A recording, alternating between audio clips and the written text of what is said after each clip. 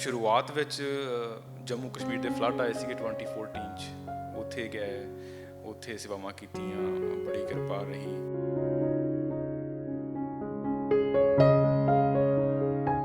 ਇਹ ਪ੍ਰੋਜੈਕਟ ਸੀਗਾ ਗੁਰਮਤਿ ਵਿੱਦਿਆ ਕੇਂਦਰ, ਇਹਦਾ ਨਾਮ ਰੱਖਿਆ ਗਿਆ।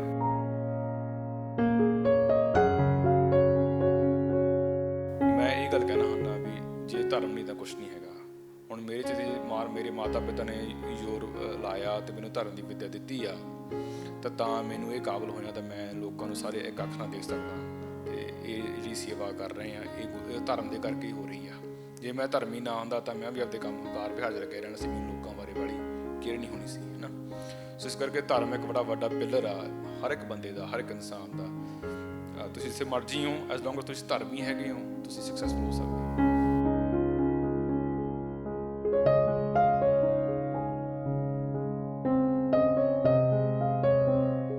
ਅਤੇ 2014 ਜੂਨ 'ਚ ਮੈਂ ਪੋਸਟ ਪਾਈ, ਘੰਟੇ ਬਾਅਦ ਹੀ ਮੇਰੀ ਇੱਕ ਭੈਣ ਜੀ ਨਾਲ ਸੀਗੇ, ਉਹ ਘੰਟੇ ਬਾਅਦ ਉਹਨਾਂ ਨੇ ਸਪੋਂਸਰ ਕਰ ਲਿਆ ਟੋਰਾਂਟੋ ਤੋਂ, ਹੈ ਨਾ। ਅੱਜ ਤੱਕ ਵੀ ਆਪਣੇ ਨਾਲ ਹੀ ਨੇ, ਅਤੇ ਉਹਨਾਂ ਨੇ ਹੁਣ 3 ਬੱਚੇ ਸਪੋਂਸਰ ਕੀਤੇ ਆ, ਉਹਨਾਂ ਦੇ ਡੈਡੀ ਨੇ, ਉਹਨੇ ਹਸਬੈਂਡ ਨੇ ਬੱਚੇ ਸਪੋਂਸਰ ਕੀਤੇ ਆ।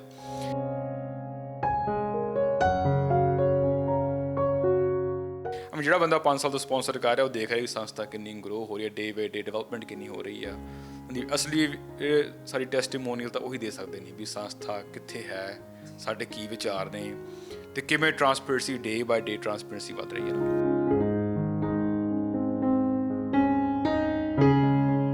ਜਿਹੜਾ ਲੈ ਕੇ ਤੁਰੀਏ ਵੀ ਕਿਸੇ ਨੂੰ ਆਪਾਂ ਗਰੀਬੀ 'ਚੋਂ ਕੱਢਣਾ ਵਾ। ਸੋ ਮੈਂ ਹਮੇਸ਼ਾ ਹੀ ਲੱਭਦਾ ਰਹਿਣਾ ਰਾਹ ਵੀ ਆਪਾਂ ਇੱਕ ਵਕਤ ਦੀ ਰੋਟੀ ਨਾ ਦਈਏ, ਆਪਾਂ ਬੰਦੇ ਨੂੰ ਇਹੋ ਜਿਹਾ ਕੰਮ ਕਰੀਏ ਪੈਰਾਂ ਸਿਰ ਖੜੇ ਕਰ ਦਈਏ।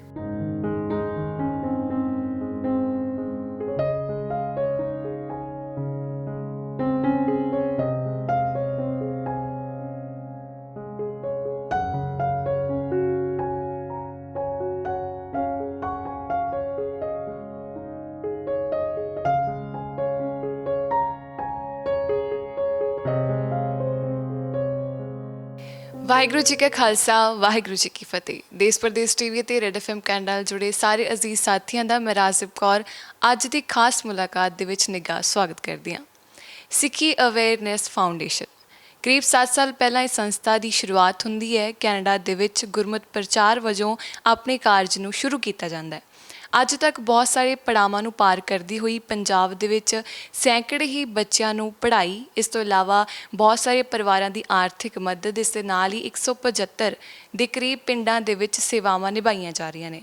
ਕਿਸਾਨੀ ਅੰਦੋਲਨ ਦੀ ਗੱਲ ਕਰ ਲਈਏ, ਪੰਜਾਬ ਦੇ ਵਿੱਚ ਆਏ ਹੜ੍ਹਾਂ ਦੀ ਗੱਲ ਕਰ ਲਈਏ, ਨੇਪਾਲ ਦੇ ਵਿੱਚ ਆਏ ਭੂਚਾਲ ਦੀ ਗੱਲ ਕਰ ਲਈਏ, ਉੱਥੇ ਜਾ ਕੇ ਵੀ ਇਸ ਸੰਸਥਾ ਦੁਆਰਾ ਆਪਣੀਆਂ ਸੇਵਾਵਾਂ ਨਿਭਾਈਆਂ ਜਾਂਦੀਆਂ ਨੇ।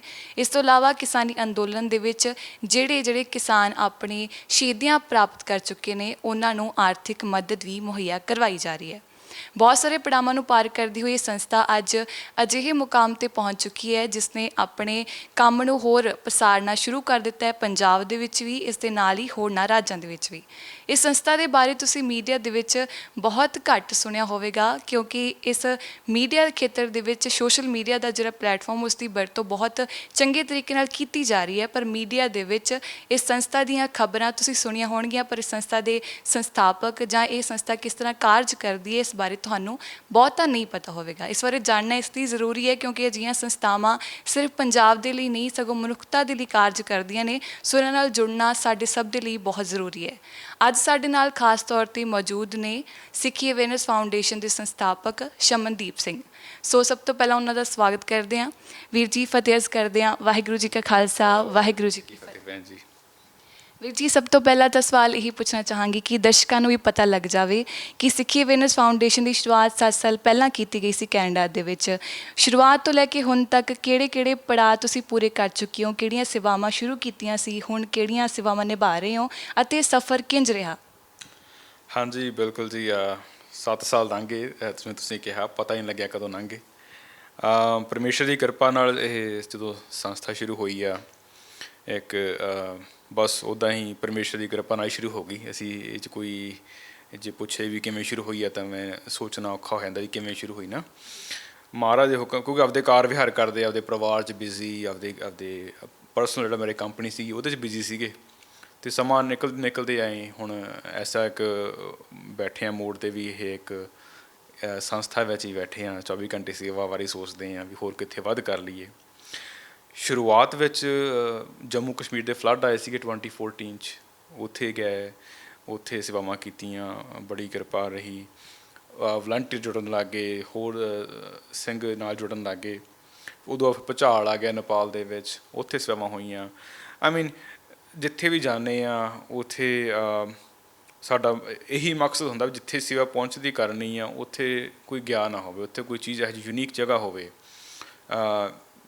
ਮੰਨ ਲਓ ਨੇਪਾਲ ਦੀ ਐਗਜ਼ਾਮਪਲ ਲੈ ਲਈਏ, ਜਦੋਂ ਭੁਚਾਲ ਆਇਆ ਉਹਦਾ ਐਪੀ ਸੈਂਟਰ ਸੀਗਾ ਕਠਮੰਡੂ, ਜਿੱਥੇ ਸਾਰੇ ਵਰਲਡ ਦਾ ਮੀਡੀਆ, ਤੁਸੀਂ BBC, ਤੁਸੀਂ ਨਾਂ ਲਓ, ਸਾਰੇ ਮੀਡੀਆ ਵਾਲੇ ਉੱਥੇ ਸੀਗੇ, ਉੱਥੇ ਹੀ ਰਹਿੰਦੇ ਸੀ, ਹਰ ਚੀਜ਼ ਨੂੰ ਕਵਰ ਕਰਦੇ ਸੀ।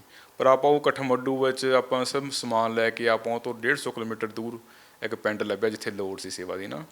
ਹੁਣ ਜੇ ਆਪਾਂ ਚਾਹੁੰਦੇ ਵੀ ਮੀਡੀਆ 'ਚ ਆਉਣਾ ਤਾਂ ਆਪਾਂ ਉੱਥੇ ਅਸੀਂ ਪਹਿਲਾਂ ਗੱਲ ਕੀਤੀ ਆ, ਉਹ ਸਾਡਾ ਪਰਪਸ ਹੈ ਵੀ ਮੀਡੀਆ 'ਚ ਜੇ ਆ ਗਏ ਤਾਂ ਠੀਕ ਆ, ਨਹੀਂ ਆਏ ਤਾਂ ਠੀਕ, ਐਡਾ ਚੱਕਰ ਨਹੀਂ ਵਾਲਾ ਹੈਗਾ ਨਾ।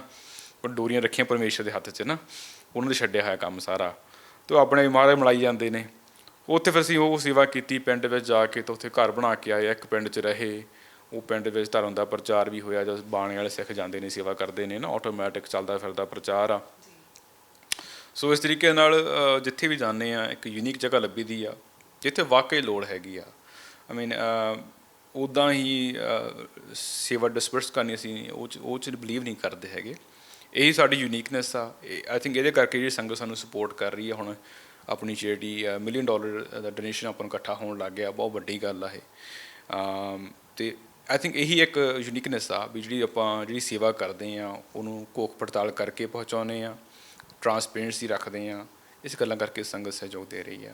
ਵੀਰ ਜੀ, ਇਹ ਆਪਾਂ ਜੇ ਗੱਲ ਕਰੀਏ ਜਿਹੜੇ ਵਿੱਦਿਆ ਕੇਂਦਰ ਨੇ, ਉਹਨਾਂ ਦੇ ਵਿੱਚ ਬੱਚੇ ਜਿਹੜੇ ਜ਼ਰੂਰਤਮੰਦ ਨੇ, ਜੇਕਰ ਉਹ ਸ਼ਾਮਿਲ ਹੋਣਾ ਚਾਹੁੰਦੇ ਨੇ, ਉੱਥੇ ਪੜ੍ਹਾਈ ਲੈਣਾ ਚਾਹੁੰਦੇ ਨੇ, ਸੰਥਿਆ ਲੈਣਾ ਚਾਹੁੰਦੇ ਨੇ, ਤਾਂ ਉਹ ਕਿਸ ਤਰ੍ਹਾਂ ਸੰਪਰਕ ਕਰ ਸਕਦੇ ਨੇ, ਜਾਂ ਉੱਥੇ ਜਾ ਕੇ ਜਿਹੜੀਆਂ ਸੰਸਥਾਵਾਂ ਨੇ ਉੱਥੇ ਕਿਸ ਨੂੰ ਮਿਲ ਸਕਦੇ ਨੇ, ਕਿਸ ਤਰ੍ਹਾਂ ਉਹਨਾਂ ਨੂੰ ਜੋੜਿਆ ਜਾ ਸਕਦਾ ਹੈ? ਹਾਂਜੀ, ਬਿਲਕੁਲ ਫ੍ਰੀ ਕੇਂਦਰ ਨੇ ਉੱਥੇ। ਕੋਈ ਨਾ ਕੋਈ ਪਿੰਡ ਦੇ ਬੰਦੇ ਆਪਣੇ ਵੀ ਬੱਚੇ ਭਰਤੀ ਹੋ ਜਾਂਦੇ ਨੇ, ਆ ਜਾਂਦੇ ਆ ਬੱਚੇ। ਬਾਕੀ ਆਪਣੀ saf.international.org ਵੈਬਸਾਈਟ ਆ, ਉਹ 'ਤੇ ਜਾ ਕੇ ਕੋਈ ਸੰਗਤ ਸਾਨੂੰ ਈਮੇਲ ਕਰ ਸਕਦੀ ਆ, ਫੋਨ ਕਰ ਸਕਦੇ ਨੇ, ਤਾਂ ਉਹਦੇ ਜ਼ਰੀਏ ਉਹ ਸਾਰੇ ਵਿੱਚ ਆ ਸਕਦੇ ਸੈਂਟਰਾਂ ਦੇ ਵਿੱਚ। ਅਤੇ ਜਿਹੜੇ ਜਿਹੜੇ ਸੈਂਟਰ ਖੋਲ੍ਹ ਰਹੇ ਹਾਂ ਅਸੀਂ, ਇਹ ਮੋਸਟਲੀ ਸੈਂਟਰ ਅਸੀਂ ਆਪ ਨਹੀਂ ਖੋਲ੍ਹ ਰਹੇ। ਇਹ ਕੋਈ ਬੰਦਾ ਚਲਾ ਰਿਹਾ ਹੁੰਦਾ ਪਿੰਡ ਦਾ, ਉਹ ਪਿੰਡ ਦੇ ਬੰਦੇ ਕੋਲ ਇੰਨੀ ਸਮਰੱਥਾ ਨਹੀਂ ਹੁੰਦੀ, ਜੋਬ ਵੀ ਕਰਦਾ ਹੁੰਦਾ, ਪਰ ਜਦੋਂ ਸੈਫ ਜਾ ਕੇ ਬੈਕਬੋਨ ਬਣ ਜਾਂਦੀ ਹੈ ਵੀ ਨਹੀਂ ਤੁਸੀਂ ਕਰੋ, ਤੁਹਾਡੇ ਪਿੱਛੇ ਜਿਹੜਾ ਫਾਈਨੈਂਸ਼ੀਅਲ ਸਪੋਰਟ ਅਸੀਂ ਕਰਦੇ ਹਾਂ। ਅਸੀਂ ਮੋਸਟਲੀ ਸੈਂਟਰ ਆਈ ਸ਼ੁਰੂ ਕੀਤੇ ਹੋਏ, ਗੁਰਦਾਸਪੁਰ ਵਾਲਾ ਹੋ ਗਿਆ, ਤਰਨਤਾਰਨ ਵਾਲਾ ਹੋ ਗਿਆ।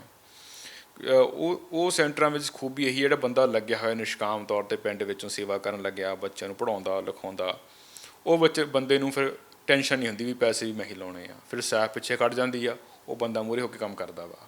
ਉਹ ਕੰਮ ਫਿਰ ਜੇ ਕਿੱਥੇ 20 ਬੱਚੇ ਆ ਰਿਹਾ, ਫਿਰ ਬੱਚਾ 100 ਹੋ ਜਾਂਦਾ ਵਾ, ਐਂ ਬੱਚੇ ਵੱਧ ਜਾਂਦੇ ਆ। ਸੋ ਇਸ ਕਰਕੇ ਜੇ ਕੋਈ ਦੇਖ ਰਿਹਾ ਮੇਰਾ ਵੀਰ, ਤੁਸੀਂ ਵੀ ਤੁਹਾਡੇ ਪਿੰਡ ਵਿੱਚ ਆਸੇ ਪਾਸੇ ਕਿਸੇ ਨੂੰ ਜਾਣਦੇ ਹੋ ਜਿਹੜਾ ਬੰਦਾ ਤਨਦੇਹੀ ਨਾਲ ਸੇਵਾ ਕਰਦਾ, ਪਿੰਡ 'ਚ ਗੁਰਮਤਿ ਵਿੱਦਿਆ ਜਾਂ ਕੋਈ ਟਿਊਸ਼ਨ ਲਵਾਉਂਦਾ ਵਾ, ਕੋਈ ਫ੍ਰੀ ਆਫ ਆਪਦੀ ਟਾਈਮ ਕੱਢ ਕੇ, ਸਮੇਂ 'ਚ ਸਮਾਂ ਕੱਢ ਕੇ, ਬਹੁਤ ਵੱਡੀ ਗੱਲ ਆ।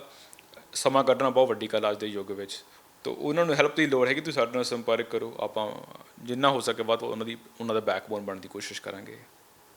ਵੀਰ ਜੀ, ਤੁਸੀਂ ਮਤਲਬ ਬਹੁਤ ਸਾਰੇ ਬੱਚਿਆਂ ਨੂੰ, ਜਿਹੜਾ ਤੁਸੀਂ ਇੱਕ ਪ੍ਰੋਗਰਾਮ ਚਲਾਇਆ ਹੋਇਆ, ਉਹਨਾਂ ਨੂੰ ਉਹਨਾਂ ਦੇ ਫਾਊਂਡਰ ਲੱਭਦੇ ਹੋ। ਪਹਿਲਾਂ ਬਾਹਰੋਂ ਜਿਹੜੇ ਉਹਨਾਂ ਦੇ ਫਾਊਂਡਰ ਬਣਦੇ ਨੇ, ਉਹਨਾਂ ਦੀ ਵਿੱਦਿਆ ਦਾ ਖਰਚਾ ਚੁੱਕਦੇ ਨੇ, ਉਹਨਾਂ ਦੇ ਹੋਰ ਸਮਾਨ ਦਾ ਖਰਚਾ ਚੁੱਕਦੇ ਨੇ। ਦਰਸ਼ਕਾਂ ਨੂੰ ਵੀ ਦੱਸਣਾ ਚਾਹਾਂਗੇ ਕਿ ਸੈਫ ਦੁਆਰਾ ਇੱਕ ਪ੍ਰੋਗਰਾਮ ਚਲਾਇਆ ਜਾ ਰਿਹਾ, ਜਿਸ ਦੇ ਵਿੱਚ ਜੋ ਬੱਚੇ ਲੋੜਵੰਦ ਨੇ, ਜਿਨ੍ਹਾਂ ਦੇ ਸਿਰ ਉੱਪਰੋਂ ਮਾਂ-ਬਾਪ ਦਾ ਸਾਇਆ ਉੱਠ ਜਾਂਦਾ ਹੈ ਜਾਂ ਕਿਸੇ ਤਰੀਕੇ ਨਾਲ ਵਿੱਤੀ ਪੱਖੋਂ ਕਮਜ਼ੋਰ ਨੇ, ਉਹਨਾਂ ਨੂੰ ਸਹਾਇਤਾ ਇਸ ਤਰ੍ਹਾਂ ਕੀਤੀ ਜਾਂਦੀ ਹੈ ਕਿ ਲੋਕ ਉਹਨਾਂ ਨੂੰ ਚੁਣਦੇ ਨੇ, ਉਹਨਾਂ ਦੇ ਫਾਊਂਡਰ ਬਣਦੇ ਨੇ, ਜੋ ਉਹਨਾਂ ਦੀ ਸਿੱਖਿਆ ਦਾ, ਉਹਨਾਂ ਦੇ ਹੋਰ ਜੋ ਸਹੂਲਤਾਂ ਨੇ, ਉਹਨਾਂ ਦਾ ਖਰਚਾ ਚੁੱਕਦੇ ਨੇ, ਅਤੇ ਉਹਨਾਂ ਨੂੰ ਬੱਚਿਆਂ ਦੇ ਨਾਲ ਮਿਲਾਇਆ ਵੀ ਜਾਂਦਾ ਤਾਂ ਕਿ ਉਹਨਾਂ ਦੇ ਵਿੱਚ ਪਾਰਦਰਸ਼ਤਾ ਰਹੇ। ਸੋ ਵੀਰ ਜੀ, ਜਿਹੜਾ ਇਹ ਆਈਡੀਆ, ਇਹ ਵਿਚਾਰ ਹੈ, ਕਿਸ ਤਰ੍ਹਾਂ ਤੁਹਾਡੇ ਮਨ ਦੇ ਵਿੱਚ ਆਇਆ? ਕਿਉਂਕਿ ਬੜਾ ਦਿਲਚਸਪ ਹੈ ਅਤੇ ਅਲੱਗ ਹੈ ਕਿ ਬੱਚਿਆਂ ਨੂੰ ਫਾਊਂਡਰ ਉਹ ਕਰ ਰਹੇ ਨੇ ਜੋ ਬਾਹਰਲੇ ਕੈਨੇਡਾ 'ਚ ਰਹਿ ਰਹੇ ਨੇ, ਫਿਰ ਉਹ ਆ ਕੇ ਇੱਥੇ ਮਿਲਦੇ ਵੀ ਨੇ। ਇੱਕ ਤਾਂ ਇਹ ਵਿਚਾਰ ਕਿਸ ਤਰ੍ਹਾਂ ਆਇਆ ਅਤੇ ਹੁਣ ਕਾਰਜ ਕਿਸ ਤਰ੍ਹਾਂ ਚੱਲ ਰਿਹਾ? ਕਿੰਨੇ ਬੱਚੇ ਇਸ ਜਿਹੜਾ ਸਹੂਲਤ ਹੈ ਉਸ ਦਾ ਫਾਇਦਾ ਉਠਾ ਰਹੇ ਨੇ?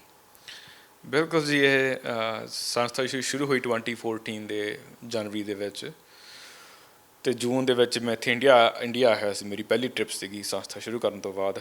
ਅਤੇ ਇੱਥੇ ਹੀ ਫਿਰ ਬੱਚੇ ਦਾ ਪੜ੍ਹਾਉਣ ਪਹਿਲਾਂ ਹੀ ਲੱਗ ਗਏ ਸੀ ਆਪਾਂ, 2-3 ਬੱਚੇ ਪੜ੍ਹਾਉਣੇ ਸ਼ੁਰੂ ਕਰਦੇ ਸੀ। ਫਿਰ ਇੱਕ ਕਿਸਾਨ ਖੁਦਕੁਸ਼ੀ ਵਾਲਾ ਕੇਸ ਸੀਗਾ। ਉਹਨੇ ਇੱਕ ਜਵਾਨ ਬੱਚੀ ਥਿੰਕ 14 ਕੁ ਸਾਲ ਦੀ ਉਮਰ ਸੀ ਬੱਚੀ, ਜਸਲੀਨ ਕੌਰ ਆ, ਮੈਨੂੰ ਹਜੇ ਵੀ ਨਾਂ ਚੇਤਾ ਉਹਦਾ। ਅਤੇ ਉਹਦੇ ਸਾਹਮਣੇ ਉਹਦੇ ਪਿਤਾ ਨੇ ਜਦੋਂ ਉੱਠੀ ਸਵੇਰੇ ਤਾਂ ਉਹਨੇ ਪਹਿਲਾਂ ਦੇਖਿਆ ਡੈਡੀ ਨੂੰ ਉਹਦੇ ਲਮਕਦੇ ਨੂੰ ਘਰ ਦੇ ਬਾਹਰ। ਉਹਦਾ ਪਿਤਾ ਨੇ ਖੁਦਕੁਸ਼ੀ ਕੀਤੀ। ਘਰ ਦੇ ਬਾਹਰ ਦਾ ਦਰਖਤ ਲੱਗਿਆ ਜਿੱਥੇ ਬੱਚੀ ਨੇ ਸ਼ਾਇਦ ਪੀਂਘਾਂ ਪਾਈਆਂ ਹੋਣਗੀਆਂ, ਉਹਦੇ ਵਿੱਚ ਉਹਨੇ ਉਹਦੇ ਪਿਓ ਨੂੰ ਦੇਖਿਆ ਲਮਕਦੇ ਨੂੰ, ਅਤੇ ਉਹਦੇ ਬੜੀ ਅਪਸੈਟ ਹੋਈ। ਅਤੇ ਮੈਨੂੰ ਕੁਦਰਤੀ ਕਿਸੇ ਨਾ ਕਿਸੇ ਜ਼ਰੀਏ ਪਤਾ ਲੱਗਿਆ ਪਰਿਵਾਰ ਬਾਰੇ। ਉਹ ਪਰਿਵਾਰ 'ਚ ਗਿਆ, ਬੜਾ ਔਖਾ ਲੱਗਿਆ। ਉਹ ਬੱਚੀ ਦੀ ਫਿਰ ਚਿੱਠੀ ਲਿਖੀ ਸੀ, ਉਹਦੀ ਮੰਮੀ ਨੇ ਲੈ ਕੇ ਆਈ ਚਿੱਠੀ ਵੀ ਆਹ ਦੇਖੋ ਜੀ, ਇਹਨੇ ਉਹਦੀ ਡੈਡੀ ਨੂੰ ਯਾਦ ਕਰ ਕਰਕੇ ਚਿੱਠੀ ਲਿਖ ਰਹੀ ਆ। ਉਹ ਮਤਲਬ 5 ਸਫ਼ਿਆਂ ਦੀ ਚਿੱਠੀ ਸੀਗੀ। ਮੈਂ ਪੜ੍ਹ ਕੇ ਮੈਂ ਵੀ ਬੜਾ ਭਾਵੁਕ ਹੋਇਆ। ਉਹ ਇਮੋਸ਼ਨਲੀ ਹਿੱਟ ਕੀਤਾ ਉਹਨੇ ਮੈਨੂੰ ਨਾ। ਅਤੇ ਆਈ ਮੀਨ ਉਦੋਂ ਬਾਅਦ ਸੋਚਿਆ, ਮੈਂ ਕਿਹਾ ਵੀ ਨਹੀਂ, ਵੀ ਆਪਾਂ ਨੂੰ ਇਹਨਾਂ ਬੰਦਿਆਂ ਨੂੰ ਚੱਕਣਾ ਪੈਣਾ ਤਾਂ ਆਪਣੀ ਕੌਮ ਨੂੰ ਨਾ। ਮੈਂ ਅਕਸਰ ਕਹਿਣਾ ਹੁੰਦਾ ਵੀ ਦੁਨੀਆ ਵਾਸਤੇ ਬਹੁਤ ਸੰਸਥਾਵਾਂ ਕੰਮ ਕਰ ਰਹੀਆਂ ਨੇ, ਆਪਣੇ ਘਰ ਵਾਸਤੇ, ਆਪਣੇ ਪੰਜਾਬੀਆਂ ਵਾਸਤੇ ਬਹੁਤ ਘੱਟ ਸੰਸਥਾਵਾਂ ਨੇ ਜਿਹੜਾ ਲੈ ਕੇ ਤੁਰੀਆਂ ਵੀ ਕਿਸੇ ਨੂੰ ਆਪਾਂ ਗਰੀਬੀ 'ਚੋਂ ਕੱਢਣਾ ਵਾ। ਸੋ ਮੈਂ ਹਮੇਸ਼ਾ ਹੀ ਲੱਭਦਾ ਰਹਿਣਾ ਰਾਹ ਵੀ ਆਪਾਂ ਇੱਕ ਵਕਤ ਦੀ ਰੋਟੀ ਨਾ ਦਈਏ, ਆਪਾਂ ਬੰਦੇ ਨੂੰ ਇਹੋ ਜਿਹਾ ਕੰਮ ਕਰੀਏ ਪੈਰਾਂ ਸਿਰ ਖੜੇ ਕਰ ਦਈਏ। ਸੋ ਆਈ ਸਟਰੋਂਗਲੀ ਬਲੀਵ ਵੀ ਐਜੂਕੇਸ਼ਨ ਵਿੱਚ ਆਪਾਂ ਬੱਚਿਆਂ ਨੂੰ ਬਹੁਤ ਗਾਹਾਂ ਲਿਜਾ ਸਕਦੇ ਹਾਂ। ਇਹੀ ਹੋਇਆ। ਫਿਰ ਉਹਦੇ ਵਿੱਚ ਆਪਾਂ ਜਿਹੜੇ ਬੱਚੇ ਸੀਗੇ ਉਹਨਾਂ ਨੂੰ ਸਪੋਂਸਰ ਕਰਨਾ ਸ਼ੁਰੂ ਕੀਤਾ, ਉਹਨਾਂ ਦੀ ਪੜ੍ਹਾਈ ਦੇ ਖਰਚੇ ਕਰਨੇ ਸ਼ੁਰੂ ਕੀਤੇ। ਫਿਰ ਉਹ ਬੱਚੀ ਜਸਲੀਨ ਕੌਰ, ਉਹਦਾ ਭਰਾ, ਉਹਨਾਂ ਦੋਨਾਂ ਨੂੰ ਅਸੀਂ ਸਪੋਰਟ ਕੀਤਾ। ਫਿਰ ਇਹ ਪ੍ਰੋਗਰਾਮ ਉਦੋਂ 2014 'ਚ ਸ਼ੁਰੂ ਹੋ ਗਿਆ। ਫਿਰ ਸੋਚਿਆ ਵੀ ਕਿਉਂ ਨਾ ਆਪਾਂ ਸੰਗਤ ਨੂੰ ਸਪੋਂਸਰ ਕਰਵਾਈਏ। ਕੋਈ ਮੈਂ ਛੋਟਾ ਹੁੰਦਾ ਦੇਖਦਾ ਅੱਜ ਮੇਰੀ ਭੈਣ ਜੀ ਸੀਗੇ, ਉਹ ਬਾਹਰ ਰਹਿੰਦੇ ਨੇ, ਅਸੀਂ ਇੱਕ ਗੋਰਿਆਂ ਸੰਸਥਾ ਤੋਂ ਬੱਚਾ ਸਪੋਂਸਰ ਕੀਤਾ ਸੀਗਾ। ਅਤੇ ਉਹ ਘਰ ਚਿੱਠੀ ਆਉਂਦੀ ਸੀ ਸਪੋਂਸਰ ਦੇ ਬੱਚੇ ਦੀ, ਘਰ ਫੋਟੋ ਆਉਂਦੀ ਸੀ। ਮੈਂ ਕਿਹਾ ਬੜਾ ਵਧੀਆ ਇੱਕ ਸਿਸਟਮ ਆ, ਵੀ ਕਿਉਂ ਨਾ ਆਪਾਂ ਸ਼ੁਰੂ ਕਰ ਲਈਏ। ਉਹ ਮਨ 'ਚ ਵਿਚਾਰ ਆ ਗਿਆ, ਮਹਾਰਾਜ ਬੈਠੇ ਨੇ ਫੁਰਨੇ ਦੇਣ ਵਾਲੇ ਨਾ, ਆਪਾਂ ਕਰਨ ਵਾਲੇ ਕੌਣ ਆ। ਪਰਮੇਸ਼ਰ ਨੇ ਅੰਦਰ ਮਨ 'ਚ ਵਿਚਾਰ ਲੈ ਕੇ ਆਉਂਦਾ ਅਤੇ ਉਹ ਵਿਉਂਤ ਬਣੀ। ਅਤੇ ਉਹ ਨਾਲ ਹੀ ਮੈਂ ਕਿਹਾ ਚਲ ਠੀਕ ਆ ਵੀ ਸਪੋਂਸਰ ਲੱਭੋ ਜੀ, ਸਪੋਂਸਰ ਕਰੋ ਬੱਚਾ। ਅਤੇ ਉਹ 2014 ਜੂਨ 'ਚ ਮੈਂ ਪੋਸਟ ਪਾਈ, ਘੰਟੇ ਬਾਅਦ ਹੀ ਮੇਰੀ ਇੱਕ ਭੈਣ ਜੀ ਨਾਲ ਸੀਗੇ, ਉਹ ਘੰਟੇ ਬਾਅਦ ਉਹਨਾਂ ਨੇ ਸਪੋਂਸਰ ਕਰ ਲਿਆ ਟੋਰਾਂਟੋ ਤੋਂ ਨਾ। ਅੱਜ ਤੱਕ ਵੀ ਆਪਣੇ ਨਾਲ ਹੀ ਨੇ। ਡੇ 1 ਤੋਂ ਹੀ ਰਿਹਾ ਵੀ ਆਪਣੇ ਪੰਜਾਬੀ ਸੰਸਥਾਵਾਂ ਆਉਂਦੀਆਂ ਨੇ, ਪੈਸੇ ਇਕੱਠੇ ਕਰਦੀਆਂ ਨੇ ਜਾਂ ਹੋਕਾ ਦਿੱਤਾ, ਮੁੜ ਕੇ ਚਲੇ ਜਾਂਦੇ ਆ। ਆਈ ਮੀਨ ਇਹ ਨਹੀਂ ਮੈਂ ਕਹਿ ਰਿਹਾ ਖਾਂਦੇ ਨੇ। ਆਈ ਮੀਨ ਕੰਮ ਕਰਨਾ ਬਹੁਤ ਔਖਾ ਸੇਵਾ ਵਾਲਾ। ਹਾਂ 2-4 ਬੰਦੇ ਹੋਣਗੇ ਜਿਹੜੇ ਗਲਤ ਕੰਮ ਕਰਦੇ ਨੇ, ਪਰ ਕੰਮ ਕਰਨਾ ਬੜਾ ਔਖਾ ਸੇਵਾ ਵਾਲਾ। ਜਿਹੜੇ ਬੰਦੇ ਕਰਦੇ ਨੇ ਉਹਨਾਂ ਕੋਲ ਇੰਨਾ ਰਿਸੋਰਸਿਸ ਇਕੱਠੇ ਨਹੀਂ ਹੁੰਦੇ, ਜਾਂ ਨਹੀਂ ਐਜੂਕੇਸ਼ਨ ਨਹੀਂ ਹੈਗੀ ਵੀ ਅਸੀਂ ਦੱਸੀਏ ਕਿਵੇਂ। ਸੋ ਮੈਂ ਕਿਹਾ ਵੀ ਮੈਂ ਜੇ ਫੰਡ ਇਕੱਠੇ ਕਰਨੇ ਦੱਸਣਾ ਜ਼ਰੂਰ ਆ। ਮੇਰਾ ਪਹਿਲਾ ਗੋਲ ਹੈਗਾ ਟਰਾਂਸਪੇਰੈਂਸੀ ਦੇਣੀ, ਫੰਡ ਇਕੱਠੇ ਕਰਨੇ ਸੈਕਿੰਡ ਗੋਲ ਆ। ਸੋ ਉਹ ਗੋਲ ਬਣਾ ਕੇ ਚੱਲੇ ਹੋਏ ਆ ਉਦੋਂ ਤੋਂ। ਟਰਾਂਸਪੇਰੈਂਸੀ ਡੇ ਬਾਏ ਡੇ ਵੱਧਦੀ ਜਾ ਰਹੀ ਆ। ਹੁਣ ਤਕਰੀਬਨ ਮਤਲਬ 900 ਬੱਚੇ ਨੇੜੇ ਤੇੜੇ ਹੋਣ ਵਾਲਾ, ਜਿਹੜਾ ਆਪਾਂ ਪੰਜਾਬ ਅਤੇ ਪੰਜਾਬ ਤੋਂ ਬਾਹਰੋਂ ਸਪੋਰਟ ਕਰ ਰਹੇ ਹਾਂ। ਉਹ 900 ਬੱਚਾ ਇੱਕ ਸਾਡਾ ਇੱਕ ਫੈਮਿਲੀ ਆ, ਉਹਦੇ 'ਚੋਂ ਉਹ 'ਚੋਂ ਆਈ ਥਿੰਕ ਜੇ 900 ਬੱਚਾ ਵਾ, ਕਈ ਭੈਣ ਭਰਾ ਵੀ ਸਪੋਰਟ ਕਰ ਰਹੇ ਆ। ਤਾਂ ਲਗਭਗ ਆਈ ਵੁੱਡ ਸੇ, ਮੇਰੇ ਕੋਲ ਪ੍ਰੋਪਰ ਨੰਬਰ ਤਾਂ ਨਹੀਂ, 700 ਦਾ ਪਰਿਵਾਰ ਹੋਣਾ। ਹੁਣ ਜੋ ਕੋਵਿਡ ਆਇਆ ਉਦੋਂ ਵੀ 700 ਪਰਿਵਾਰ ਨੂੰ ਉਹਨੂੰ ਲੰਗਰ ਦੇ ਕੇ ਆਉਂਦਾ ਸੀ। ਕਿਸੇ ਦਾ ਕੋਈ ਮੱਝ ਮਰ ਗਈ ਤਾਂ ਉਹ ਸਾਨੂੰ ਫੋਨ ਕਰਦੇ ਆ, ਵੀਰ ਜੀ ਸਾਡੀ ਮੱਝ ਮਰ ਗਈ। ਕਿਸੇ ਦਾ ਪੱਖਾ ਚੱਲਣੋਂ ਹਟ ਗਏ, ਟੁੱਟ ਗਏ, ਪੈਸੇ ਨਹੀਂ ਹੈਗੇ, ਸਾਨੂੰ ਫੋਨ ਕਰਦੇ ਆ। ਕਿਸੇ ਦੇ ਕੋਈ ਡੈਥ ਹੋ ਜਾਂਦੀ ਆ ਹੁਣ, ਤਾਂ ਇੱਥੋਂ ਟੀਮ ਨੂੰ ਸਪੈਸ਼ਲ ਕਿਹਾ ਵੀ ਤੁਸੀਂ ਸੋਗ ਮਨਾ ਕੇ ਆਉਣਾ, ਪਰਿਵਾਰ ਨਾਲ ਜਾਣਾ। ਤਾਂ ਇੱਕ 700 ਪਰਿਵਾਰਾਂ ਨੂੰ ਪਾਲ ਰਹੇ ਹਾਂ ਅਤੇ ਬੜਾ ਵੱਡਾ ਮਿਸ਼ਨ ਆ। ਮੰਨ ਲਓ ਮੈਂ ਹੁਣ ਮੇਰੀ ਇੱਕ ਆਪਦੀ ਫੈਮਿਲੀ ਆ, ਉਹੀ ਫੈਮਿਲੀ ਨਹੀਂ ਸਾਂਭੀ ਜਾਂਦੀ ਆਪਾਂ ਤੋਂ, ਅਤੇ ਆਪਾਂ 700 ਫੈਮਿਲੀ ਨੂੰ ਸਾਂਭ ਰਹੇ ਹਾਂ। ਅਤੇ ਸੰਗਤ ਸਹਿਯੋਗ ਕਰ ਰਹੀ ਹੈ, ਸਪੋਰਟ ਕਰ ਰਹੀ ਹੈ, ਬੱਚੇ ਸਪੋਂਸਰ ਕਰ ਰਹੇ ਨੇ। ਬੜਾ ਵੱਡਾ ਇਹ ਵੀ ਇੱਕ ਬਣ ਚੁੱਕਿਆ। ਮੈਨੂੰ ਸਾਡਾ ਕੋਰ ਇਹੀ ਆ ਐਜੂਕੇਸ਼ਨ ਹੈ ਨਾ, ਵੀ ਉਹਨਾਂ ਨੂੰ ਬੱਚਿਆਂ ਨੂੰ ਆਪਦੇ ਪੈਰਾਂ 'ਤੇ ਖੜ੍ਹਾ ਕਰ ਦਈਏ। ਉਹ ਫਿਰ ਕਿਸੇ ਦੇ ਮੁਹਤਾਜ ਨਾ ਹੋਣ, ਉਹ ਕਹਿ ਸਕਣ ਵੀ ਹਾਂ ਵੀ ਸਿੱਖ ਕੈਨੇਡਾ ਦੇ ਆਏ ਸੀਗੇ, ਸਾਡੀ ਮਦਦ ਕੀਤੀ, ਸਾਡੀ ਬਾਂਹ ਫੜੀ, ਸਾਡੇ ਘਰ 'ਚ ਕੋਈ ਵੀ ਇਸ਼ੂ ਸੀਗਾ, ਅਸੀਂ ਇਹਨਾਂ ਨੂੰ ਫੋਨ ਕੀਤਾ ਅਤੇ ਸਾਡੀ ਹੈਲਪ ਹੋਈ ਆ। ਅਤੇ ਉਹ ਫਿਰ ਕਿਤੇ ਜਾ ਕੇ ਜਿੱਥੇ ਵੀ ਜਾਣਗੇ ਮੁਕਾਮ 'ਤੇ ਕਿਸੇ ਨਾ ਕਿਸੇ ਹੋਰ ਬਾਰੇ ਸੋਚਣਗੇ। ਅਸੀਂ ਪਹਿਲਾਂ ਗੱਲ ਕੀਤੀ ਜਸਲੀਨ ਕੌਰ ਬੱਚੀ ਦੀ ਗੱਲ, ਅਸੀਂ ਹਰ ਬੱਚੇ ਨੂੰ ਕੋਡ ਦਿੱਤਾ ਹੋਇਆ 001 ਆ ਉਹਦਾ ਕੋਡ ਨਾ, PB 001। ਅਤੇ ਉਹ ਜਿਹੜੀ ਬੱਚੀ ਆ, ਉਦੋਂ ਅਸੀਂ ਕਦੋਂ ਮੈਂ ਮਿਲਣ ਗਿਆ, ਕਦੋਂ ਉਹਦੀ ਕੀ ਇਸ਼ੂਜ਼ ਘਰ 'ਚ ਆਏ ਨੇ, ਕਿੰਨੀ ਵਾਰੀ ਉਹਦੀ ਫੀਸ ਪੇ ਕੀਤੀ ਆ, ਉਹ ਫਾਈਲ ਬਣੀ ਆ, ਉਹ ਹਰ ਇੱਕ ਰੈਕਡ ਆ। ਈਵਨ ਵੀ ਕਿ ਸਾਡੀ ਟੀਮ ਦਾ ਬੰਦਾ ਕੋਈ ਬੱਚੇ ਨੂੰ ਮਿਲਣ ਗਿਆ, ਉਹ ਵੀ ਕਿਹਾ ਗਿਆ ਵੀ ਜਿਹੜਾ ਇੱਕ ਉਹ ਜ਼ੋਨ ਦੇ ਇੰਚਾਰਜ ਹੈਗੇ ਨੇ, ਵੀ ਇੱਕ ਜ਼ੋਨ ਦਾ ਬੰਦਾ ਫੀਲਡ ਅਫਸਰ 2 ਵਾਰੀ ਮਿਲ ਸਕਦਾ ਬੱਚਿਆਂ ਨੂੰ, ਉਦੋਂ ਵੱਧ ਵਾਰੀ ਨਹੀਂ। ਦੂਜੀ ਵਾਰੀ ਫਿਰ ਦੂਜੀ ਜ਼ੋਨ ਦਾ ਬੰਦਾ ਜਾਊਗਾ, ਤਾਂ ਕਿ ਬੱਚਿਆਂ ਨਾਲ ਕੋਈ ਮਿਸਟ੍ਰੀਟਮੈਂਟ ਨਾ ਹੋਵੇ, ਕੋਈ ਗਲਤ ਗੱਲ ਨਾ ਹੋਵੇ। ਸੋ ਬਹੁਤ ਕੁਛ ਧਿਆਨ 'ਚ ਰੱਖਦੇ। ਮੈਂ ਜੋ ਤੁਸੀਂ ਮੂਹਰੇ ਦੇਖ ਲਿਆ ਫੇਸਬੁੱਕ 'ਤੇ ਯੂਟਿਊਬ ਦੀ ਵੀਡੀਓ ਕਰਕੇ ਦੇਖ ਲਈ ਵੀ ਹਾਂ ਤੁਹਾਨੂੰ ਲੱਗੀ ਵੀ ਆਹ ਵੀ ਬਹੁਤ ਵਧੀਆ ਕੰਮ ਹੋ ਰਿਹਾ ਹੈ ਨਾ, ਤੁਸੀਂ ਲਾਈਕ ਕਰਤੀ, ਸ਼ੇਅਰ ਕਰਤੀ, ਤੁਸੀਂ ਭੁੱਲ ਗਏ। ਜੋ ਅਸੀਂ ਡੇ ਬਾਏ ਡੇ ਅਸੀਂ ਬਣਾ ਰਹੇ ਹਾਂ ਵੀ ਕੱਲ੍ਹ ਨੂੰ ਕੋਈ ਇਸ਼ੂ ਨਾ ਆਵੇ, ਬੱਚਿਆਂ ਨੂੰ ਪ੍ਰੋਬਲਮ ਨਾ ਆਵੇ, ਬੱਚੇ ਪੜ੍ਹਨ ਵੀ। ਫਿਰ ਅਸੀਂ ਰੈੱਡ ਕਾਰਡ ਸਿਸਟਮ ਬਣਾਇਆ ਵੀ ਬੱਚਿਆਂ ਜੇ ਕੋਈ ਜਿਹੜੇ ਨਹੀਂ ਪ੍ਰੋਪਰ ਪੜ੍ਹਦੇ ਉਹਨੂੰ ਰੈੱਡ ਕਾਰਡ ਇਸ਼ੂ ਕਰ ਦਿੰਦੇ ਹਾਂ। ਪਹਿਲੇ ਸਾਲ ਨੂੰ 25% ਫੀਸ ਘਟਾ ਦਿੰਦੇ ਹਾਂ ਵੀ ਨਹੀਂ ਤੁਸੀਂ ਬਾਕੀ ਤੁਸੀਂ ਭਰੋ। ਫਿਰ ਨੈਕਸਟ ਈਅਰ ਅਸੀਂ ਕਹਿੰਦੇ ਤੁਹਾਡੀ ਅਸੀਂ ਬੰਦ ਹੀ ਕਰ ਦੇਣੀ ਹੈ, ਤੁਸੀਂ ਨਹੀਂ ਪੜ੍ਹਦੇ ਹੈਗੇ। ਪਰ ਉਹ ਕਈ ਬੱਚੇ ਤਾਂ ਵਾਪਸ ਆ ਜਾਂਦੇ ਉੱਪਰ ਨੂੰ, ਜਿਹੜੇ ਬਾਹਲੇ ਮਾੜੇ ਆ ਉਹ ਫਿਰ ਥੱਲੇ ਚਲੇ ਜਾਂਦੇ ਆ।